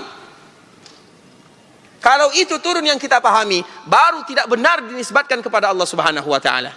Tapi pertanyaannya, kita ini berbicara tentang Allah. Ketika Allah mengatakan dirinya turun, yang turun itu bukan Pak Ijo, tapi Allah Azza wa Jalla yang turun. Kalau Pak Ijo yang turun, iya dari atas ke bawah, baru itu turun manusia. Ada nama Pak Ijo di sini enggak ya? Kami mohon maaf kalau seandainya nama artinya sama. Artinya ketika kita berbicara turun, jangan langsung kita bayangkan, oh turun berarti turun dari anak tangga 1, 2, 3. Seperti kami turun dari kursi. Berarti kalau turun dari kursi, kursinya kosong. Tidak seperti itu yang kita bayangkan ikhwatul Islam. Karena kita berbicara tentang Allah. Kita hanya beriman. Ketika Allah mengatakan dirinya turun, selesai, habis perkara. Terus yang turun, nanti Allah turun ke langit dunia misalnya. Allah turun ke langit dunia di sepertengahan sepertiga pertengahan malam, di malam terakhir misalnya. Terus nanti bagaimana di tempat yang lain masih siang, itu bukan urusan kita. Makanya tadi kaidah yang kami sebutkan dijawab oleh anak kita tersebut, la yus'alu amma yaf'alu wa hum yus'alun. Sebenarnya di dalam masalah ini kita tidak boleh banyak bertanya. Oh, kenapa kalau seperti ini seperti ini, kalau seperti itu seperti itu. Artinya kita sudah keluar dari kaidah yang disebutkan oleh Allah sendiri. La yus'alu amma yaf'al. Allah itu tidak ditanya tentang perbuatannya. Allah mau turun, Allah mau punya tangan, Allah mau bersemayam di atas arasnya. Apa urusannya dengan kita? Apa urusannya? Tidak ada. Urusan kita adalah bagaimana beribadah dan percaya kepada Allah Subhanahu wa taala. Itu kewajiban yang harus kita lakukan. Tetapi karena itu sudah mulai dirumit, dipersulit, maka di saat itulah kita harus kembali meluruskannya sesuai dengan apa yang disebutkan oleh para ulama mazhab. Karena kalau kita yang menyebutkan mungkin bisa jadi salah. Tapi apabila ulama yang menyebutkan, terutama ulama-ulama mazhab yang jelas kita tahu semuanya, maka mudah bagi kita untuk menerimanya. Kita tidak boleh bertanya tentang apa yang Allah lakukan. Allah mau seperti ini, Allah mau seperti itu. Apa urusannya dengan kita? Jangankan kita ikhwatul Islam, kita harus tahu status kita ini tidak lebih daripada sekedar seorang hamba. Siapa nama kita? Abdullah. Apa arti Abdullah? Hambanya Allah. Kalau di dalam bahasa Arab, untuk anak-anak Ustaz, apa bahasa Arab budak? Abdun. Jadi kalimat abdun itu artinya budak. Berarti kita adalah budaknya Allah Subhanahu wa taala dan kita bangga menjadi budaknya Allah Subhanahu wa taala. Makanya disebut dengan abdun. Abdun itu bahasa Arabnya budak kalau diterjemahkan. Budaknya Allah Subhanahu wa taala. Jangankan budak, kalau ada di antara kita yang punya pembantu. Misalnya ada pembantu yang kita pekerjakan. Coba kamu bersihkan kamar. Kemudian dia mengatakan, "Kenapa harus dibersihkan? Terus bagaimana, apa yang harus kita lakukan?" Minimal kita pukul. Karena tugas dia bukan bertanya, tugas dia bekerja. Itu baru kepada seorang hamba. Bagaimana kita dengan Allah Subhanahu wa taala? Kita tidak boleh banyak bertanya tentang Allah. Allah mau seperti ini, Allah mau seperti itu. Tidak ada kewajiban kita untuk bertanya. Kewajiban kita yakin, percaya, selesai, sudah. Tapi karena sudah mulai diragu-ragukan, maka di saat itulah kita perlu kembali meluruskannya. Seperti tadi yang kita telah jelaskan. Tapi ikhwatul Islam, itu kaidah yang kedua, mensucikan Allah dalam bentuk penyerupaan dengan makhluk. Setiap yang kita sebutkan nama dan sifat-sifat Allah bukan berarti sama dengan makhluknya. Apabila kita mengatakan Allah punya sifat ini, kembalikan kepada Allah, jangan pernah dikembalikan kepada manusia. Kemudian kaidah yang ketiga, tidak boleh bagi kita untuk memaksakan diri mengetahui bagaimana hakikatnya. Kaidah yang ketiga ini sambungan daripada kaidah yang kedua. Kaidah yang kedua ikhwatul Islam, mensucikan Allah dari penyerupaan. Mensucikan Allah artinya tidak boleh menyamakan Allah dengan makhluknya, dan tidak akan ada manusia yang menyamakan Allah dengan makhluknya. Tidak satu pun manusia yang ingin menyamakan Allah dengan makhluknya, kecuali mereka-mereka yang menyimpang dari akal logika yang sehat. Tidak mungkin ada orang yang mengatakan Allah sama dengan makhluknya. Begitu juga dengan semuanya. Jadi kalimat mujassim, kita senantiasa mendengarkan kalimat musyabbih. Kita senantiasa mendengarkan kalimat mujassim. Mujassim itu artinya diambil dari kata-kata jisim. Jisim itu artinya bertubuh. Begitu juga musyabbih. Musyabbih itu artinya menyerupakan. Tidak ada yang namanya manusia menyerupakan Allah dengan makhluknya, tidak ada. Ketika kita mengatakan Allah punya tangan misalnya, Allah punya wajah, bukan berarti kita menyerupakan wajah Allah dengan wajah kita. Bukan berarti kita menyerupakan mata Allah dengan mata kita. Bukan berarti kita menyerupakan tangan Allah, wajah Allah dengan wajah kita. Itu adalah sesuatu yang harus kita jauhi. Tidak akan pernah kaum muslimin yang demikian keadaannya. Jadi menetapkan nama dan sifat Allah bukan berarti kita menyerupakan Allah dengan makhluknya. Nah, mereka yang mengatakan Allah itu, apabila ada di antara kaum muslimin yang mengatakan Allah punya wajah, berarti mereka adalah mujassim. Yang mujassim sebenarnya adalah mereka yang mengatakan demikian. Kenapa demikian? Karena bayangan mereka apabila disebut dengan wajah, langsung bayangannya adalah wajah manusia. Ketika mereka membayangkan Allah punya wajah, maka bayangannya adalah wajah manusia. Ketika wajah manusia bayangannya, maka mereka mengatakan Allah tidak mungkin berwajah seperti wajah manusia. Maka harus ditakwil, wajah Allah itu artinya adalah kekuasaan. Misalnya kita menyebutkan Allah punya tangan, tidak mungkin Allah punya tangan dengan manusia. Tujuan mereka bagus, tujuan saudara kita semuanya bagus, untuk mensucikan Allah Subhanahu wa ta'ala.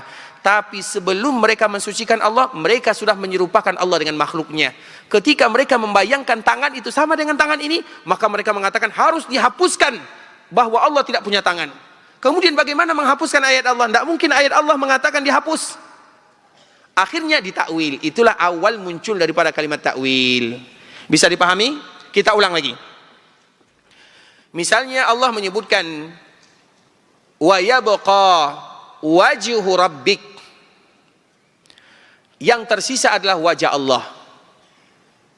Kemudian yang terbayang bagi sebagian kaum muslimin, wajah Allah itu sama dengan wajah kita. Maka langsung dikatakan itu artinya bukan wajah. Allah tidak punya wajah. Tujuannya bagus untuk mensucikan Allah Subhanahu wa taala. Baik, sampai di sini. Mereka tujuannya untuk mensucikan Allah. Kemudian ini ada ayat yang menyebutkan Allah punya wajah. Jadi bagaimana caranya? Caranya harus kita cari makna yang lain. Berarti wajah itu artinya kekuasaan Allah Subhanahu wa taala. Sebelum tak harus mentashbih dulu, mereka harus menyamakan Allah dengan makhluknya. Kita ketika mengatakan Allah punya wajah selesai. Kita tidak pernah mengatakan Allah punya wajah sama dengan wajah kita, tidak pernah mengatakan demikian. Allah punya tangan Allah sama dengan tangan kita, tidak pernah demikian, tidak. Paham sampai di sini ya? Jadi orang yang mentakwil itu mereka akan terjatuh kepada tashbih. Mereka itulah musyabbih yang sebenarnya. Walaupun tujuan mereka bagus, tapi mereka salah di dalam memahami ayat-ayat Allah Subhanahu wa taala. Kemudian yang ketiga, mensucikan Allah dari penyerupaan atau tidak memaksakan diri untuk mengetahui bagaimana hakikat Allah. Ikhwatul Islam, saudara kaum muslimin, sebelum kita berbicara tentang Allah, kita akan menyebutkan sebuah ayat yang ada dalam surah Fatir. Siapa di antara anak Ustadz yang berani tampil membaca surah Al-Fatir? Coba dengarkan kepada Ustadz. Maju di depan. Surat Fatir.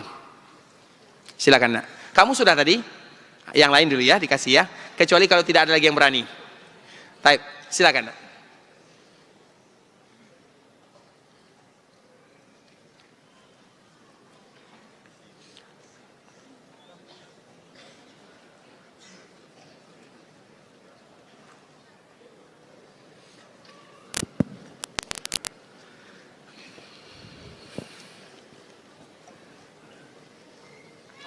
Dari awal ya. A'udzu billahi minasy syaithanir rajim. Bismillahirrahmanirrahim. Alhamdulillahi fatiris samawati wal ardi ja'ilil malaikati rusulan uli ajnihatin mathna wa thulatha wa ruba' yazidu fil khalqi ma yasha' innallaha ala kulli syai'in qadir. Artinya,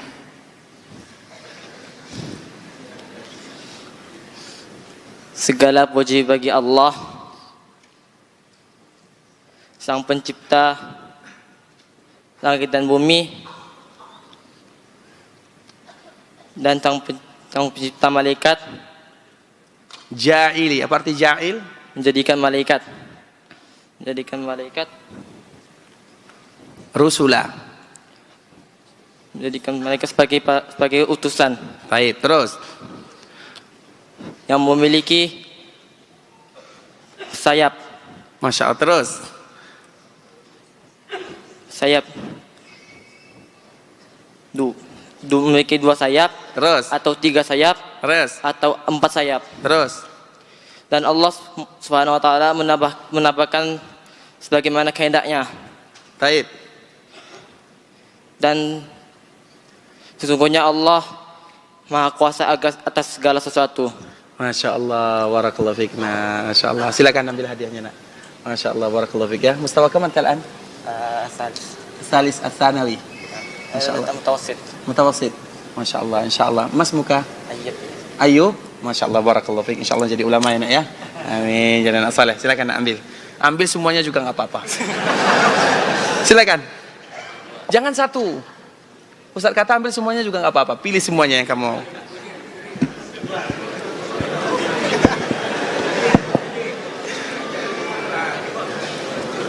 Nah. Ya, itu kamu semuanya. Nah, ya. Dibacanya ya. Silakan nak. Barakallahu fiik Allah. Barakallahu fiik Allah jika khairan. Ya. Untung nggak diambil HP Ustaz ya. Masya Allah, barakallahu fiik. Taib ikhwatal Islam.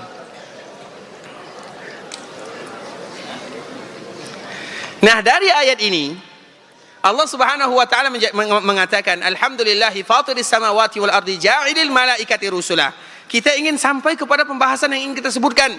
Allah menciptakan malaikat, ja'ilil malaikati rusula. Kemudian di dalam ayat ini Allah sebutkan di antara beberapa sifat malaikat. Apa sifat malaikat? Uli ajnihah. Para malaikat itu punya sayap. Masna, ada yang sayapnya 2. Wasulasa, ada yang sayapnya 3, ada yang sayapnya 4, wa yazidu fi khalqihi, dan Allah menambah ciptaannya, sayapnya, tergantung Allah Subhanahu wa taala. Karena Allah Subhanahu wa taala Maha berkehendak terhadap makhluknya. Dan sayap malaikat yang paling banyak adalah sayap malaikat Jibril alaihi salam yang jumlahnya 600. Satu sayap saja bisa menutupi sebahagian daripada dunia. Nah, pertanyaannya, di dalam ayat ini Allah menyebutkan ada malaikat yang punya 2 sayap. Kalau 2 sayap mungkin mudah bagi kita membayangkannya. Kalau 3 sayap, bagaimana bentuknya? 3 sayap. Gimana? Kalau 1 sayap, bagaimana caranya? Itu baru malaikat Allah Subhanahu wa taala, kita tidak tahu. Padahal malaikat itu banyak sekali jumlahnya. Dan kita beriman kepada malaikat Allah. Dan Allah sebutkan sifatnya. Yang itu saja kita tidak bisa membayangkannya. Yang 2 bisa jadi 1 kanan, bisa jadi kiri. Yang 3, yang 1. Nah, itu baru makhluk Allah Subhanahu wa taala. Kita tidak tahu. Dan Allah sebutkan kepada kita sifatnya. Allah sebutkan sifat malaikat disebutkan bahwa malaikat itu punya sayap.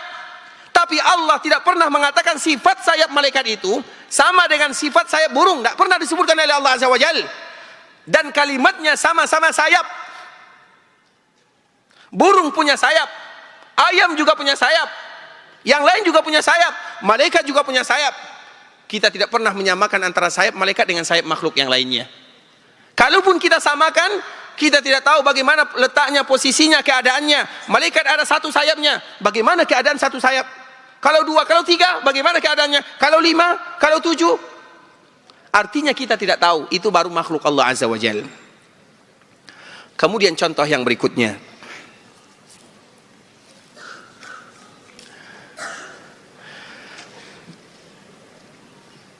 Siapa di antara kita yang bisa menyebutkan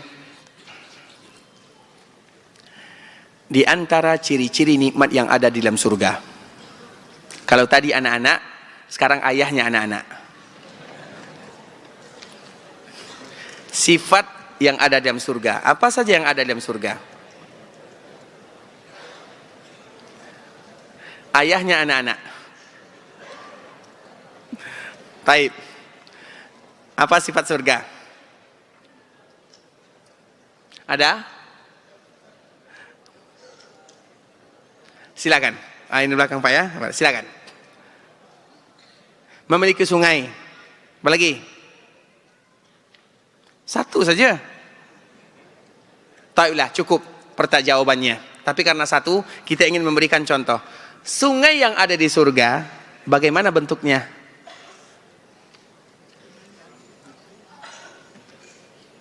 Mudah jawabannya. Apa jawabannya? Mudah sekali. Allahu alam. Iya atau tidak? Tidak ada jawaban yang lain. Bagaimana bentuk sungai yang ada di surga? Siapa yang tahu di antara kita sungai yang ada di surga? Allahu. Mudah. Allahu a'lam. Silakan. Masya Allah, barakallahu fiik, Allah jika khairan. Sungai yang ada di surga, bagaimana sifatnya? Jawabannya Allahu a'lam. Karena memang kita tidak tahu. Dan Allah tidak pernah memberitahukan kepada kita. Padahal setiap hari kita melihat sungai. Setiap hari kita melihat sungai. Tapi apakah ada di antara kita yang pernah menyamakan sungai Kampar dengan sungai yang ada di surga? Terlalu namanya. Padahal namanya sama-sama sungai.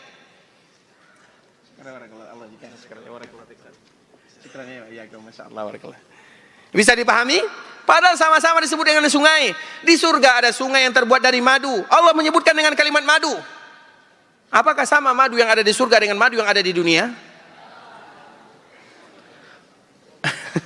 Taib. Begitu juga Allah menyebutkan di sungai di dalam surga ada sungai yang terbuat dari susu. Sama susu yang ada di surga dengan susu yang ada di dunia? Tidak sama. Nah, semua itu ada sifat surga. Dan Allah memberitahukan kepada kita, di surga ada buah-buahan. Siapa di antara kita yang bisa menyebutkan buah-buahan apa yang disebutkan oleh Allah di dalam surga dengan bahasa yang jelas?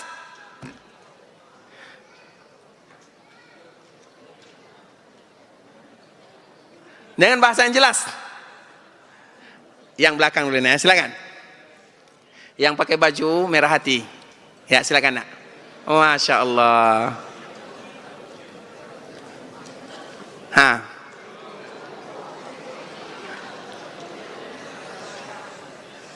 Buah apa yang ada dalam surga? Buah zaitun. Apa dalilnya?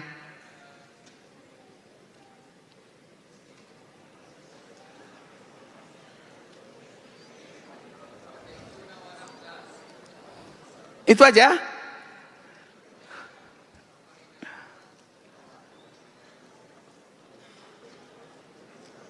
Betul nih. Tentang surga, ayat yang kamu baca berada di surat apa? Ulang.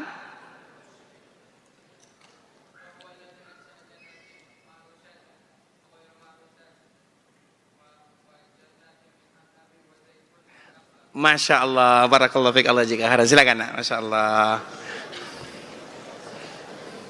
Siapa lagi yang tahu? Silakan. Buah tin, apa dalilnya?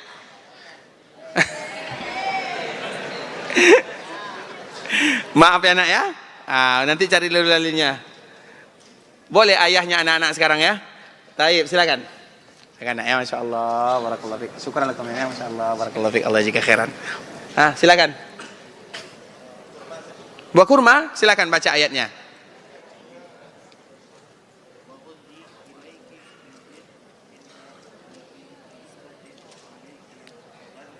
Wa huzzi ilaiki bijiz'in nakhlah tusaqit alaiki rutaban janiyya. Masya Allah, silakan.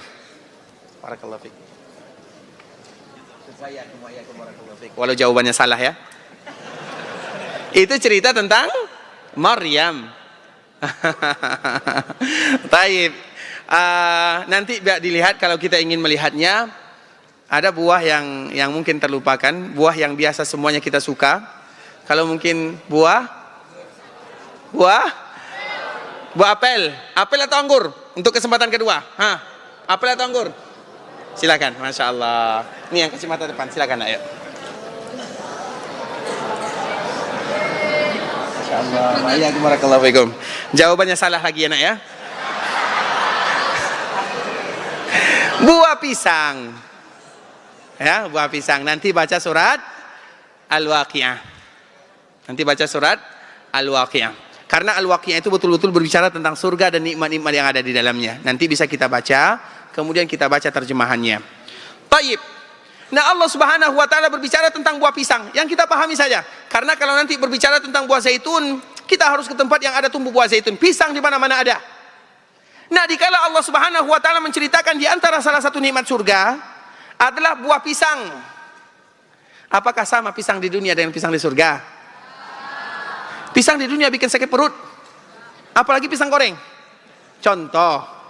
Itu contoh. Kalau pisang di surga bikin kita ketagihan. Sama-sama pisang namanya.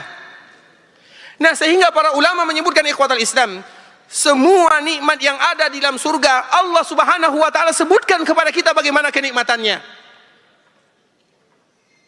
Tapi apakah sama hakikatnya sesuatu yang ada di surga dengan sesuatu yang ada di dunia?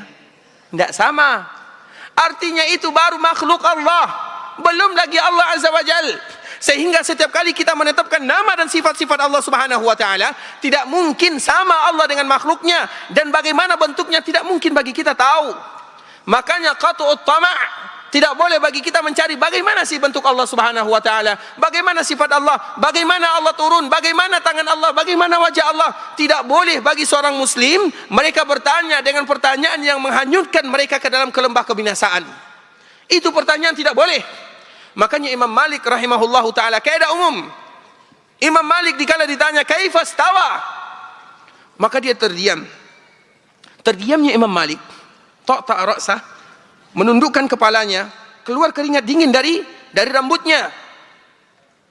Bukan Imam Malik tidak tahu jawabannya, tapi karena pertanyaan ini berat. Sehingga apabila ada ayat Allah mengatakan Ar-Rahmanu 'alal 'arsy istawa, kalau ada yang bertanya, kalau Allah bersemayam di atas aras, berarti Allah butuh aras. Kalau Allah butuh aras, berarti aras lebih besar dari Allah. Pertanyaan ini adalah pertanyaan yang tidak boleh, pertanyaan yang berat, jangan pernah ditanyakan. Muskilah kita suka bertanya. Kepo bahasa kitanya. Untuk Allah pun kita kepo. Tanya seperti ini, tanya seperti itu. Kalau Allah punya ini, itu tidak boleh. Makanya tentang surga saja kita tidak tahu. Padahal Allah menyebutkan bagaimana nikmatnya yang ada di surga. Ada buah pisang. Kita tidak pernah menyamakan pisang yang ada di dunia sama dengan pisang yang ada di surga. Begitu juga dengan sifat Allah. Allah mengatakan Allah punya sifat ini. Jangan pernah kita samakan dengan sifat Allah yang sebenarnya. Bagaimana kita tidak tahu. Makanya Imam Malik dikala ditanya, dia menundukkan kepalanya. Kemudian apa yang terjadi? Dia mengatakan, al-istiwa maklum. Istiwa itu kita tahu semuanya artinya. Sebagaimana dikala Allah mengatakan di surga ada sungai, kita tahu apa itu sungai. Kemudian wal kaifu majhul. Bagaimana istiwa itu kita tidak tahu. Begitu juga sungai yang ada di surga, kita tidak pernah tahu bagaimana keindahannya. Tapi Allah menyebutkan itu adalah sungai. Bahasanya kita pahami, tapi hakikatnya kita tidak tahu. Wasu'alu anhu bid'ah. Dan tidak boleh kita bertanya tentang masalah ini, karena akan menggiring kita kepada hal-hal yang akan menjerumuskan kita ke dalam hal-hal akhirnya kita tidak percaya kepada nama dan sifat Allah. Kalau kita tidak percaya kepada nama dan sifat Allah, apa maknanya? Berarti kita tidak percaya kepada ayat-ayat Al-Quran ataupun hadis-hadis Nabi SAW, apapun bahasanya. Kalau kita takwil, kalau kita alihkan maknanya, kalau kita tidak percaya, berarti ayat Al-Quran yang kita dustakan. Kalau ayat Al-Quran yang kita dustakan, kita tidak beriman kepada ayat-ayat Allah. Ayat Allah itu Arabiyyun mubin, bahasa Arab yang jelas. Tidak ada sesuatu pun di dalam ayat-ayat Allah yang gumut. Tidak ada yang samar-samar, jelas di dalam ayat-ayat Allah. Allah mengatakan dirinya punya sifat ini, Allah mengatakan dirinya punya sifat itu, selesai bagi kita untuk beriman. Apa susahnya? Sebagaimana tadi yang kita contohkan, contoh terakhir, misalnya sesuatu yang ada pada diri semua manusia. Apa yang ada pada diri kita? Ruh. Siapa di antara kita yang tahu? Apa warna ruhnya? Siapa yang tahu? Nah, apa nak? Itu jawaban yang paling Masya Allah. Silakan nak, ini ambil untuk kamu nih. Masya Allah. Masya Allah. Itu baru betul nak ya. Masya Allah, baru benar nih ha. Allahu a'lam.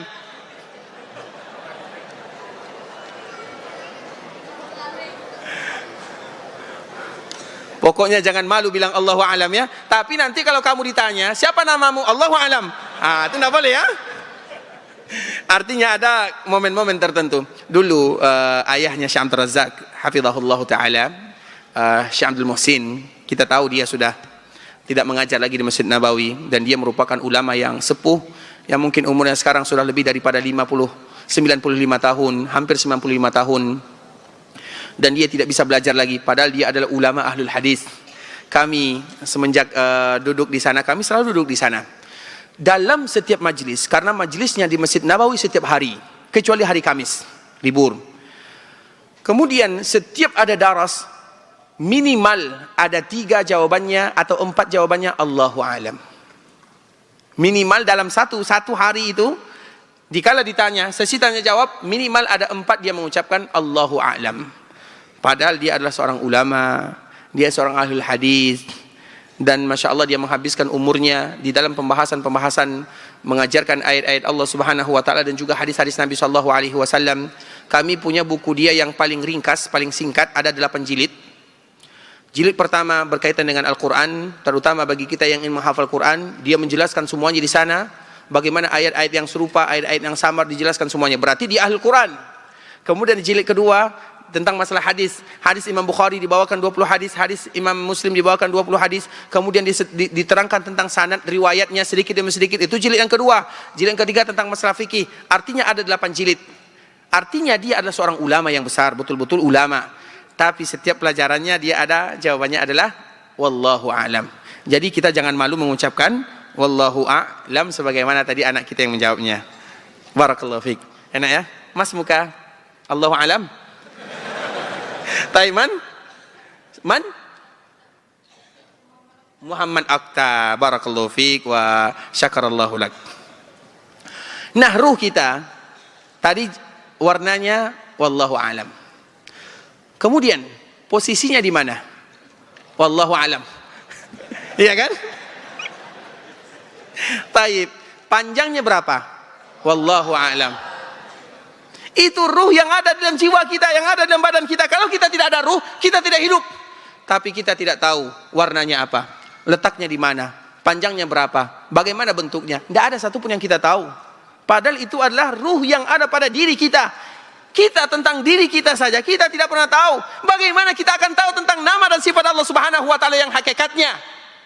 Bukan berarti kita tidak tahu tentang ruh, kita tahu ruh secara umum. Ruh itu adalah sesuatu yang ada di dalam jiwa manusia, yang apabila terpisah darinya maka mereka akan meninggal. Kita tahu secara umum. Begitu juga kita tahu secara umum tentang Allah Azza wa Jalla. Tapi hakikatnya kita tahu Allah punya tangan, bagaimana? Kita tidak tahu. Allah bersemayam, bagaimana? Kita tidak tahu. Allah turun ke langit dunia, bagaimana? Kita tidak tahu. Bisa dipahami sampai di sini? Tapi ikhwatul Islam, karena kita sudah paham, sampai di sini saja pembahasan yang bisa kita sampaikan. Itu belum selesai semuanya asma wa sifat. Insya Allah nanti kita sambung lagi tahun depan.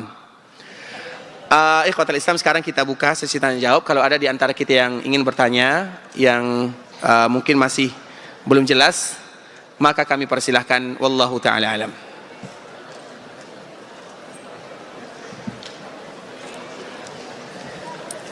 Kalau tidak ada yang bertanya, kami bertanya.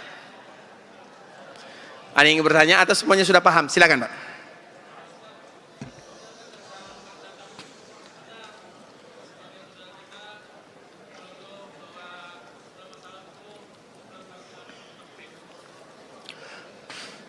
Tafwid.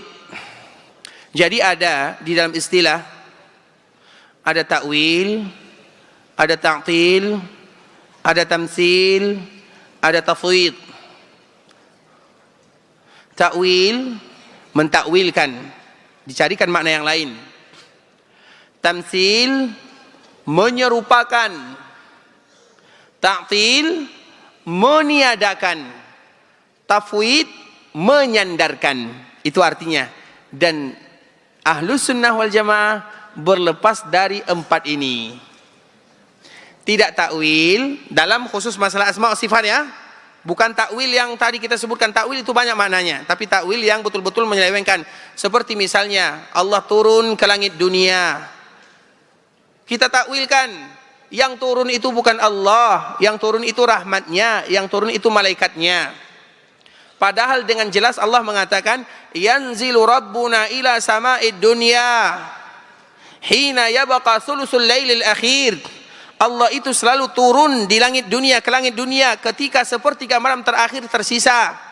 Wa yaqul, dan Allah mengatakan, man yad'uni astajib lah, man yastaghfiruni aghfirlah. Siapa yang berdoa aku akan kabulkan, siapa yang minta ampun aku akan maafkan. Apakah mungkin malaikat mengatakan demikian? Apakah malaikat yang akan mengabulkan doa kita? Atau rahmat Allah yang akan mengabulkan doa kita?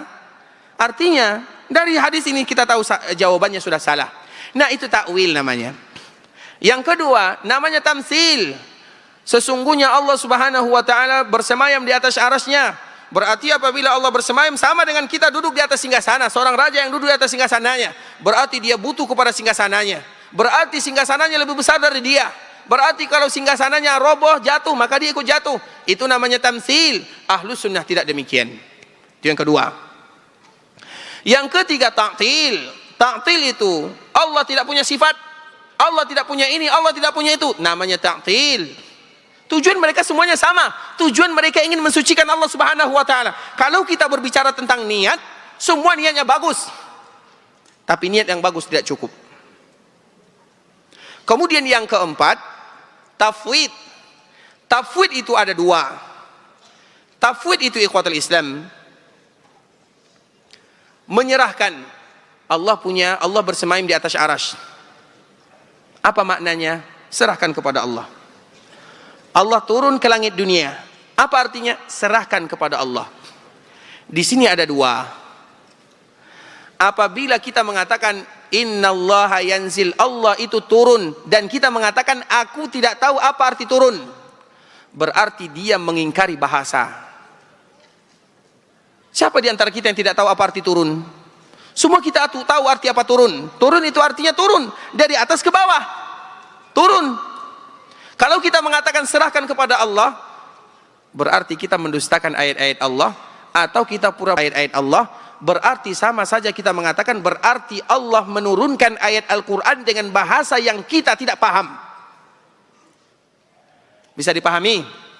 Misalnya Allah mengatakan wa huwas samiul alim, Allah maha mendengar, Allah maha melihat.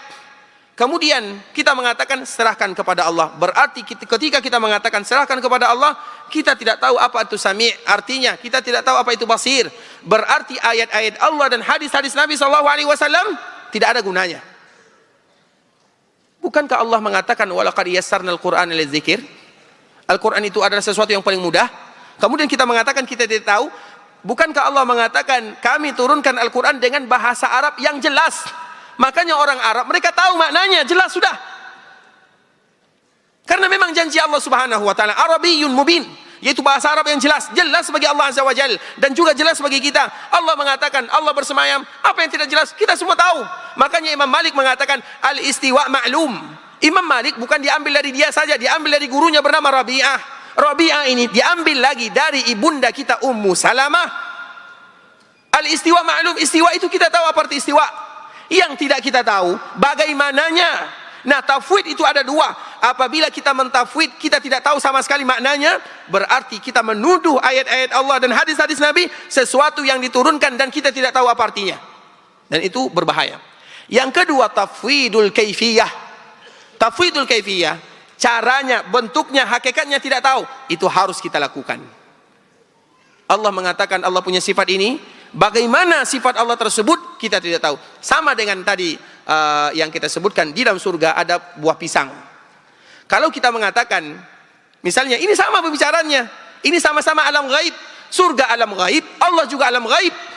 Ketika Allah mengatakan Allah menyediakan pohon pisang atau buah pisang di dalam surga, kemudian kita mengatakan saya tidak tahu buah pisang, maka itu adalah orang yang mukabir. Mukabir itu artinya orang yang sombong terhadap fakta dan realita. Semua kita tahu apa itu pisang, semua kita tahu.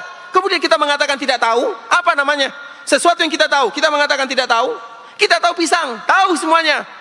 Tapi bagaimana pisang yang ada di surga baru kita tidak tahu. Itulah cara membedakan antara dua tafwid ini. Jelas insyaallah. Taib, yang lain kami persilakan. Ada lagi yang lain? Silakan.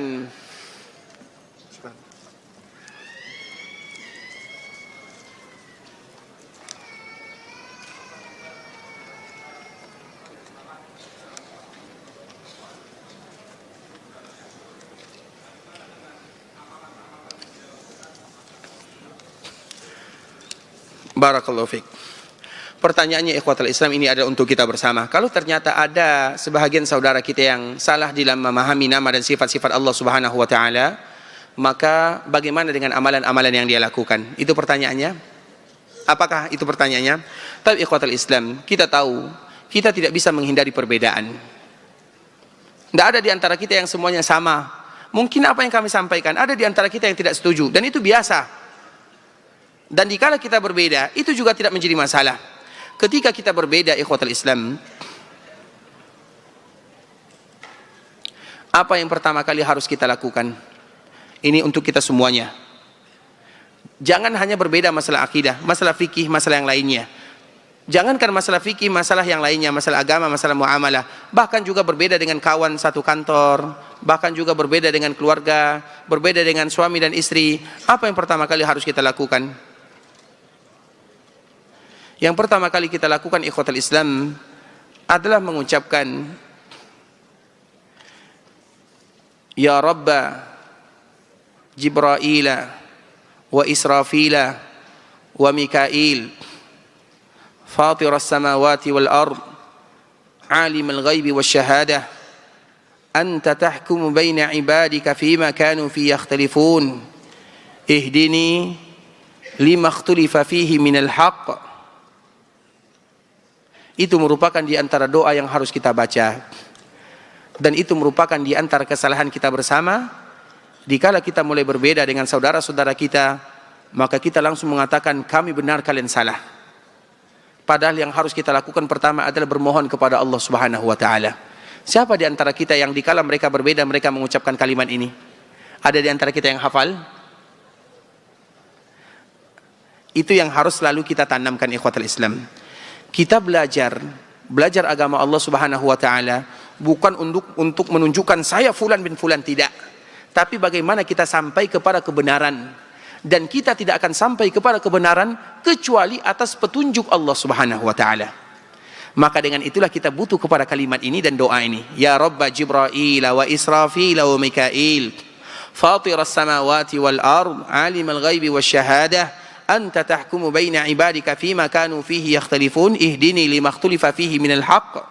Itu merupakan di antara doa yang dianjurkan bagi kita untuk membacanya. Siapa yang hafal? Tapi ikhwatul Islam, nanti kita berusaha untuk menghafalnya. Jadi sebelum kita terjun ke dalam perbedaan, terutama masalah akidah yang tadi kita sebutkan, orang-orang yang berbeda, mereka tidak ingin salah. Tujuan makanya tadi kita menyebutkan semua tujuan mereka sama. Tujuan mereka adalah bagaimana mereka mensucikan Allah Subhanahu wa taala. Nah, kemudian ketika mereka salah, apakah ada asar, ada efek di dalam amalan-amalan yang akan mereka lakukan? Itu tidak semuanya, tergantung kepada amalan yang mereka lakukan. Misalnya salat mereka tetap sama. Apa salahnya di dalam salatnya? Ada hal-hal yang bisa memberikan pengaruh ketika mereka salah dalam memahami nama dan sifat-sifat Allah Subhanahu wa taala. Ada ibadah-ibadah yang tidak terpengaruhi dengannya. Jadi kita tidak bisa memukul rata. Apakah ketika mereka salah dalam memahami nama dan sifat Allah ada pengaruh dalam ibadah? Ada. Tapi adanya pengaruh dalam ibadah, bisa jadi ada yang terpengaruhnya besar, ada yang terpengaruhnya sedikit. Seperti misalnya, ada namanya dulu, ketika dipahami bahwa Allah Subhanahu wa taala itu tidak berada di atas arasy. Kemudian dia lebih identik, terutama orang-orang Mu'tazilah, mereka mengatakan Allah tidak di arasy dan Allah itu berada di mana-mana. Kemudian dikala mereka sujud, Amr bin Ubaid, dikala dia sujud, ketika kita sujud apa yang kita baca? Subhana rabbiyal a'la. Walaupun kita sujud, kepala kita berada di paling bawah, tapi kita tetap mengatakan Allah maha di atas. Semua kita tahu yang demikian, Allahu a'la atau subhana rabbiyal a'la. Tapi dikala dia sujud, dia mengatakan subhana rabbiyal asfal. Maha suci Allah yang berada di bawah. Yang di bawah itu tidak ada sucinya. Makanya di atas itu nanti kita bisa baca di dalam buku ini. Buku ini yang mengarangnya namanya Ariful Bahri. Nanti bisa dibaca di sini. Kenapa Allah Subhanahu wa taala menyebutkan sifatnya seperti ini dan apa konsekuensinya? Tidak terlalu banyak, hanya 230 halaman saja. Satu hari insyaallah tamat. Dan nanti semoga Allah mudahkan bagi kita untuk membagi-bagikannya. Nanti minta sama pengurus masjid Abu Darda ya. Nah, yang di bawah itu tidak pernah dipuji oleh Allah Subhanahu wa taala. Kemudian Amr bin Ubaid dia mengatakan subhana rabbiyal asfal. Kenapa? Ada pengaruh. Ada pengaruh. Iya. Dulu sangat besar pengaruhnya. Terutama di zaman Al-Jahmiyah.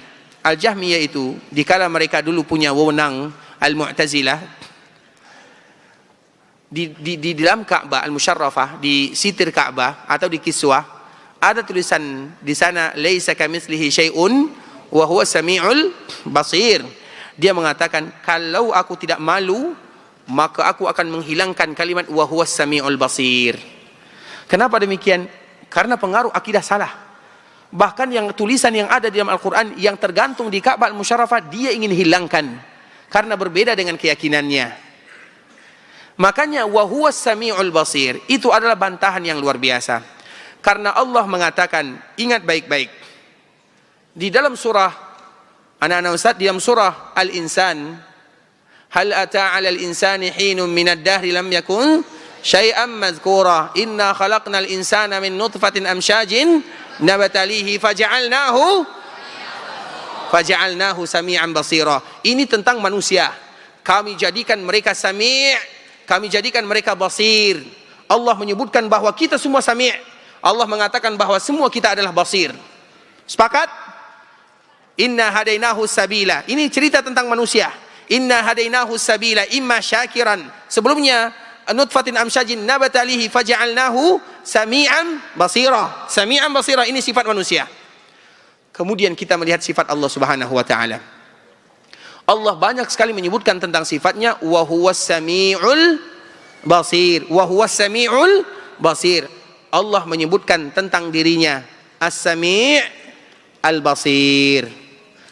Allah juga menyebutkan tentang makhluknya sami' basir. Sama kalimatnya dan sama-sama maknanya, tapi berbeda hakikatnya. Bisa dipahami semuanya? Sehingga di dalam ayat laisa kamitslihi syai', Allah tidak sama dengan makhluknya. Wa huwas samiul basir, dan Allah Maha mendengar dan Maha melihat. Itu adalah kaidah yang ada di dalam akidah. Laisa kamitslihi syai', berarti kita nafikan apa yang dinafikan oleh Allah. Wa huwas samiul basir, kita isbatkan apa yang diisbatkan oleh Allah Subhanahu wa taala.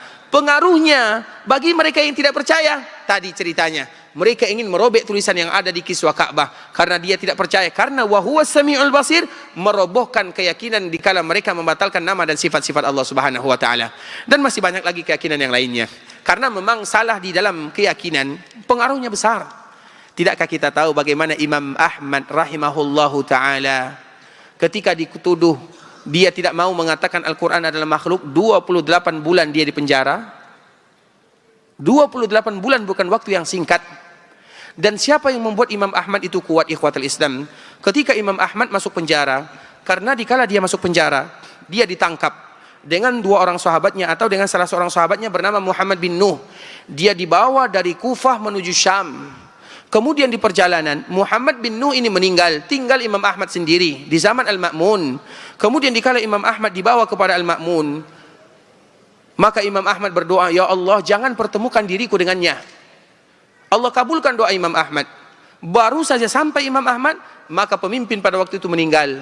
Hanya saja pemimpin pada waktu itu, dia mengatakan, hendaklah kamu berpegang kepada apa yang aku yakini. Katakan Al-Quran itu adalah makhluk. Sehingga ketika Imam Ahmad ditangkap, dimasukkan ke dalam penjara, kemudian dihukum. Ketika dia dihukum, maka bertemulah dia dengan salah seorang pencuri yang ada di dalamnya. Pencuri itu mengatakan, wahai Ahmad, dia tahu Imam Ahmad, wahai Ahmad, asbir fi sabilis syaitan wala tasbir fi sabilir rahman. Pencuri ini mengatakan, wahai Ahmad, aku saja sabar padahal aku berada di jalan syaitan, aku sabar untuk melakukan kemaksiatan. Kenapa kamu tidak sabar di dalam jalan Ar-Rahman? Kalimat inilah yang mengatakan, yang membuat Imam Ahmad itu tangguh, sanggup menahan beban, yang mana para ulama menyebutkan kalau seandainya cambuk yang dipukulkan kepada Imam Ahmad dipukulkan kepada onta, onta itu akan tumbang. Coba bayangkan, Imam Ahmad itu bukan orang yang lemah. Satu-satunya doa yang diinginkan oleh Imam Ahmad, ya Allah kalau seandainya aku pingsan karena dipukul, maka jangan sampai terbuka, tersingkap auratku. Begitulah dia sabar. Kenapa dia sabar? Dihukum. Kenapa dia menghukum? Karena semua yang ada pada waktu itu mengatakan Al-Quran, wajib dikatakan Al-Quran itu makhluk. Dan nanti akan kita bahas di sini, Al-Quran makhluk. Padahal kita tahu Al-Quran kalamullah. Coba bayangkan kalau fitnah itu sudah melanda. Belum lagi yang lain. Belum lagi fitnah-fitnah yang melanda saudara-saudara kita kaum muslimin yang lainnya. Banyak sekali. Makanya kita berharap kepada Allah. Kita kalau sudah mengetahuinya, kita mengucapkan Alhamdulillah. Kalau seandainya ada sebahagian saudara kita yang mungkin berseberangan dengan kita, maka kita mengatakan semoga Allah mudahkan kita, memudahkan dirinya, sama-sama paham tentang agama Allah Subhanahu wa ta'ala. Tidak ada kalimat yang paling indah kecuali daripada doa.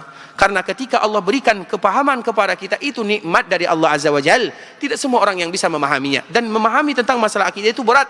Terutama setelah kitab-kitab yang berada di luar Arab itu, atau tulisan-tulisan ayat-ayat Al-Quran dan hadis-hadis Nabi, kitab-kitab yang ada di luarnya diterjemahkan, maka sudah mulai rumit untuk membahas tentang ayat-ayat Allah itu sendiri. Makanya ada kitab yang dikarang oleh para ulama. Kami ketika membacanya baru sampai halaman 5, kami sudah KO. Karena betul-betul bahasanya berat sekali, berat untuk membantah kalam-kalam yang banyak ini. Oleh karenanya ikhwatul Islam, ada pengaruhnya, tapi bagaimana itu panjang ceritanya, namun ada pengaruhnya, tergantung di masa-masanya. Wallahu ta'ala alam. Tapi ikhwatul Islam, ada pertanyaan yang lainnya kami akan bacakan. Assalamualaikum warahmatullahi wabarakatuh. Ustaz, kalau misalnya kita dihadapkan dengan dua hal yang baik, yang besar dan yang kecil, maka pilih yang paling besar. Dan jika kita dihadapkan dengan dua hal yang buruk, yang besar dan yang kecil, maka kita dipilihkan dengan yang kecil. Apa pendapat ini, benar atau tidak? Ini sebenarnya pertanyaannya bukan masalah yang besar atau masalah yang kecil, mana manfaatnya yang lebih besar atau manfaatnya yang lebih kecil. Sama-sama ada manfaatnya, maka kita ambil manfaatnya yang lebih besar. Sama-sama ada mudaratnya, maka kita ambil mudaratnya yang lebih kecil. Itu pertanyaannya dan itu juga jawabannya. Kemudian pertanyaan berikutnya, saya pernah salat di belakang imam membaca surah Al-A'la. Pada ayat pertama, setelah membaca ayat pertama, bukan membaca tasbih dengan sir. Kemudian melanjutkan ayat setelahnya. Pertanyaannya, perintah tasbih di sini apakah kita bertasbih atau mensucikan nama Allah Subhanahu wa taala? Ikhwatul Islam, saudara kaum muslimin, di antara salah satu cara Nabi sallallahu alaihi wasallam membaca ayat-ayat Al-Qur'an adalah dengan berhenti di setiap ayat, kemudian Nabi sallallahu alaihi wasallam memuji Allah Subhanahu wa taala. Kalau seandainya ayat tersebut adalah ayat pujian, bermohon kepada Allah. Kalau seandainya ayat tersebut adalah ayat yang berbicara tentang surga, agar dimasukkan ke dalam surga, itu merupakan di antara cara baginda Nabi yang mulia sallallahu alaihi wasallam, tapi itu lebih sering dilakukan oleh Nabi ketika salat sendirian. Itu lebih sering dilakukan oleh Nabi salat sendirian, karena apabila kita salat berjamaah, di antara salah satu kriteria imam itu ikhwatul Islam, mereka biasanya menyembunyikan kesedihannya atau menyembunyikan ibadahnya. Misalnya dia ingin sedih, dia ingin berharap kepada Allah, dia ingin memuji Allah, biasanya dia sembunyikan kalau dia menjadi imam. Tapi kalau dia salat sendirian, maka di saat itulah dia akan memperlihatkan permintaannya, permohonannya, keperluannya, kebutuhannya kepada Rabbul Izzati wal Jalalah. Sehingga kalau seandainya ada di antara imam sabbihisma rabbikal a'la, kemudian dia bertasbih, maka juga tidak menjadi masalah. Tapi bagusnya bukan pada waktu itu, nanti pada waktu salat sunat, sehingga kita lebih bebas untuk melakukan yang demikian. Kemudian, apakah boleh manusia menyerupai malaikat untuk film drama? Apakah boleh manusia menyerupai malaikat untuk film drama? Boleh atau tidak? Boleh atau tidak? Sudah dijawab oleh anak-anak kita. Taib, yang lain. Silakan. Assalamualaikum warahmatullahi wabarakatuh.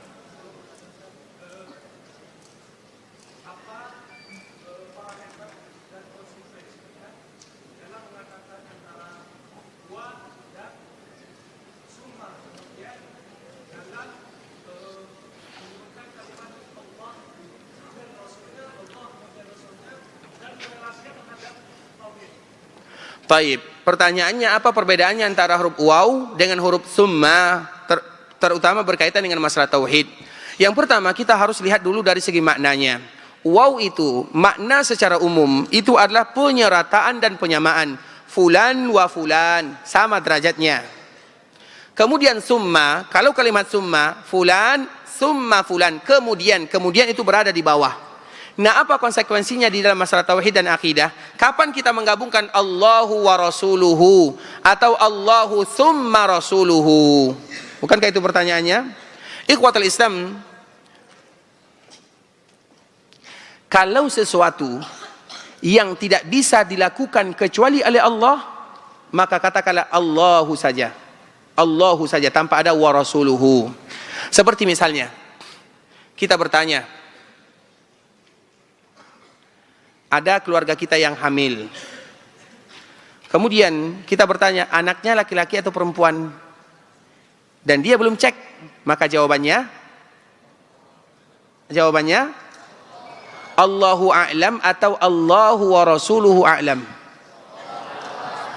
Allahu wa rasuluhu a'lam atau Allahu a'lam. Siapa yang berani jawab dan tanggung jawab? Tanggung jawab ya nak ya? Siapa yang berani jawab dan tanggung jawab? Misalnya kita ditanya, apakah Ustadz, misalnya Ustadz Murtada hafizahullah atau Ustadz Zulfikar, apakah Ustadz sudah makan siang? Dan kita tidak tahu jawabannya. Apakah kita mengatakan Allahu a'lam atau Allahu wa rasuluhu a'lam? Siapa yang jawab tanggung jawab? Tanggung jawab ya? Betul nih. Jangan tipu-tipu. Kita dahulukan Bapak kita ya, silakan Pak. Silakan. Apa jawabannya Pak? Allahu a'lam. Masya Allah, barakallahu fiik.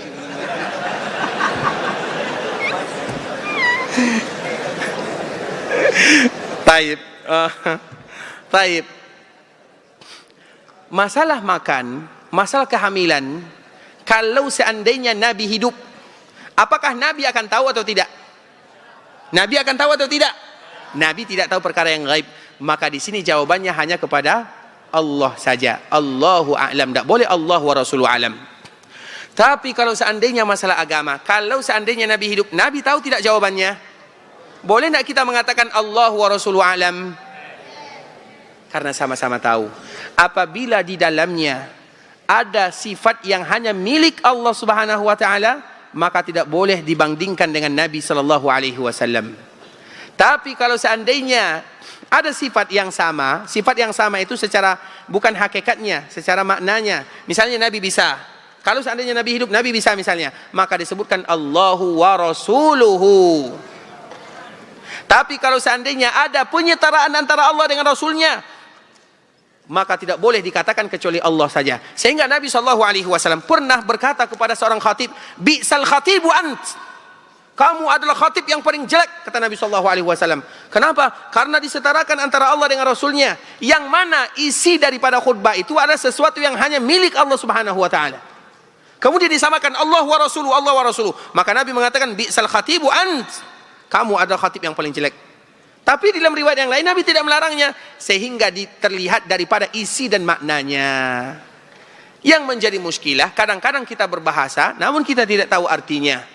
Maka disitulah kita harus butuh mengetahui arti dan makna daripada hakikatnya. Kemudian ikhwatul Islam, pertanyaan berikutnya, bagaimana bantahan terhadap orang Nasara yang mengatakan apa bahaya ayat la yusalu apa bedanya ayat la yusalu am yang harus imani saja dengan percaya Trinitas? Ikhwatul Islam, saudara kaum muslimin, ketika kita berbicara tentang Trinitas dan tidak akan pernah bisa dijawab, maka percaya saja.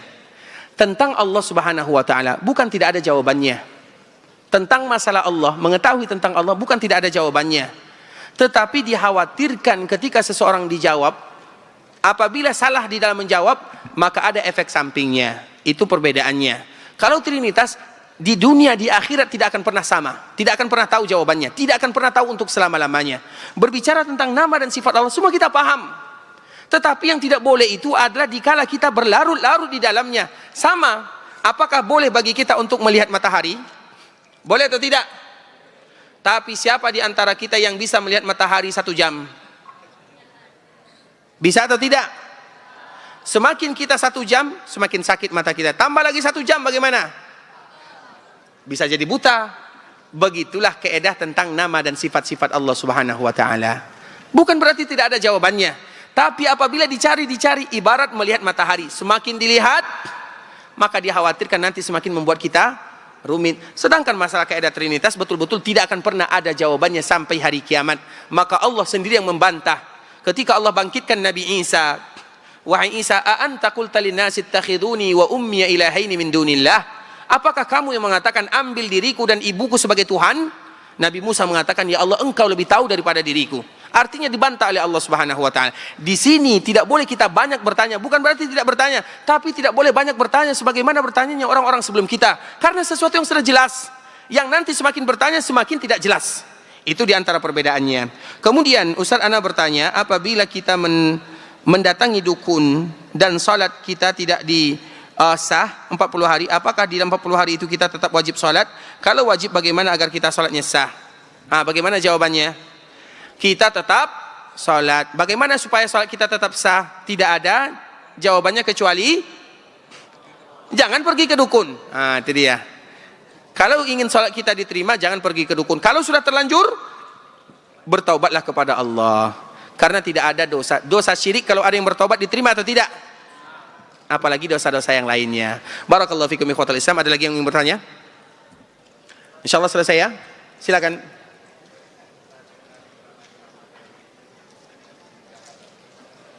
Dari Ustadz? Dari negara?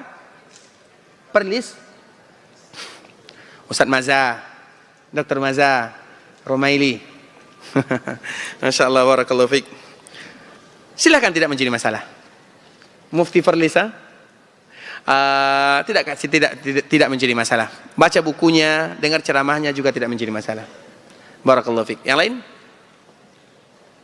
Karena kami kenal orangnya. Kami tahu, kami ada bukunya, sehingga kami bisa sedikit memberikan jawaban. Tapi alhamdulillah kan ada Ustaz Murtadha, ada Ustaz Zulfikar, ada Ustaz Mududi, kan ada Ustaz kita kan. Produk dalam negeri, dalam tanda kutip. Taib, ya. Taib yang lain. Ikhwatal Islam, saudara kaum muslimin, para tamu Allah rahimani wa rahimakumullah, tanpa terasa kita sudah duduk di dalam rumah Allah Subhanahu wa taala ini selama 2 jam dan tidak ada tujuan kita kecuali mengharapkan rahmat dan kasih sayang Allah Subhanahu wa taala. Semua yang kita bahas, kami ingatkan lagi ikhwatal Islam, adalah untuk menambah keyakinan dan kedekatan kita kepada Allah Subhanahu wa taala, bukan untuk membantah fulan dan allan. Tidak itu tujuan kita.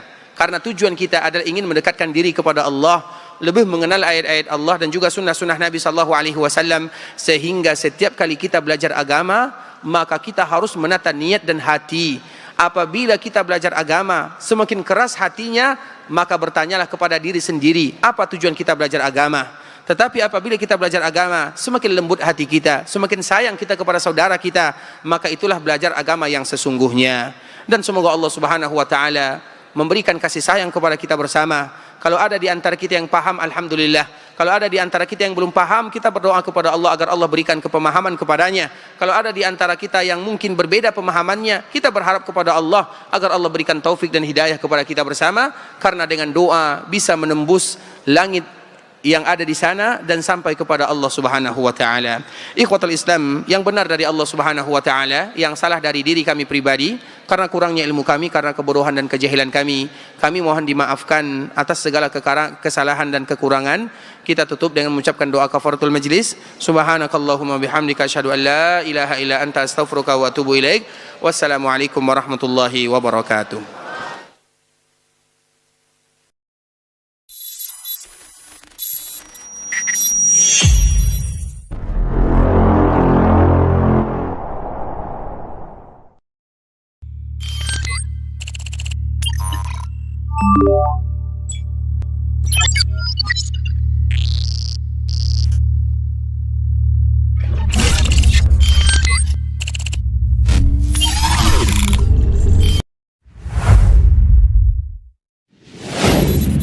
Assalamualaikum warahmatullahi wabarakatuh. Saudara-saudariku, para pemirsa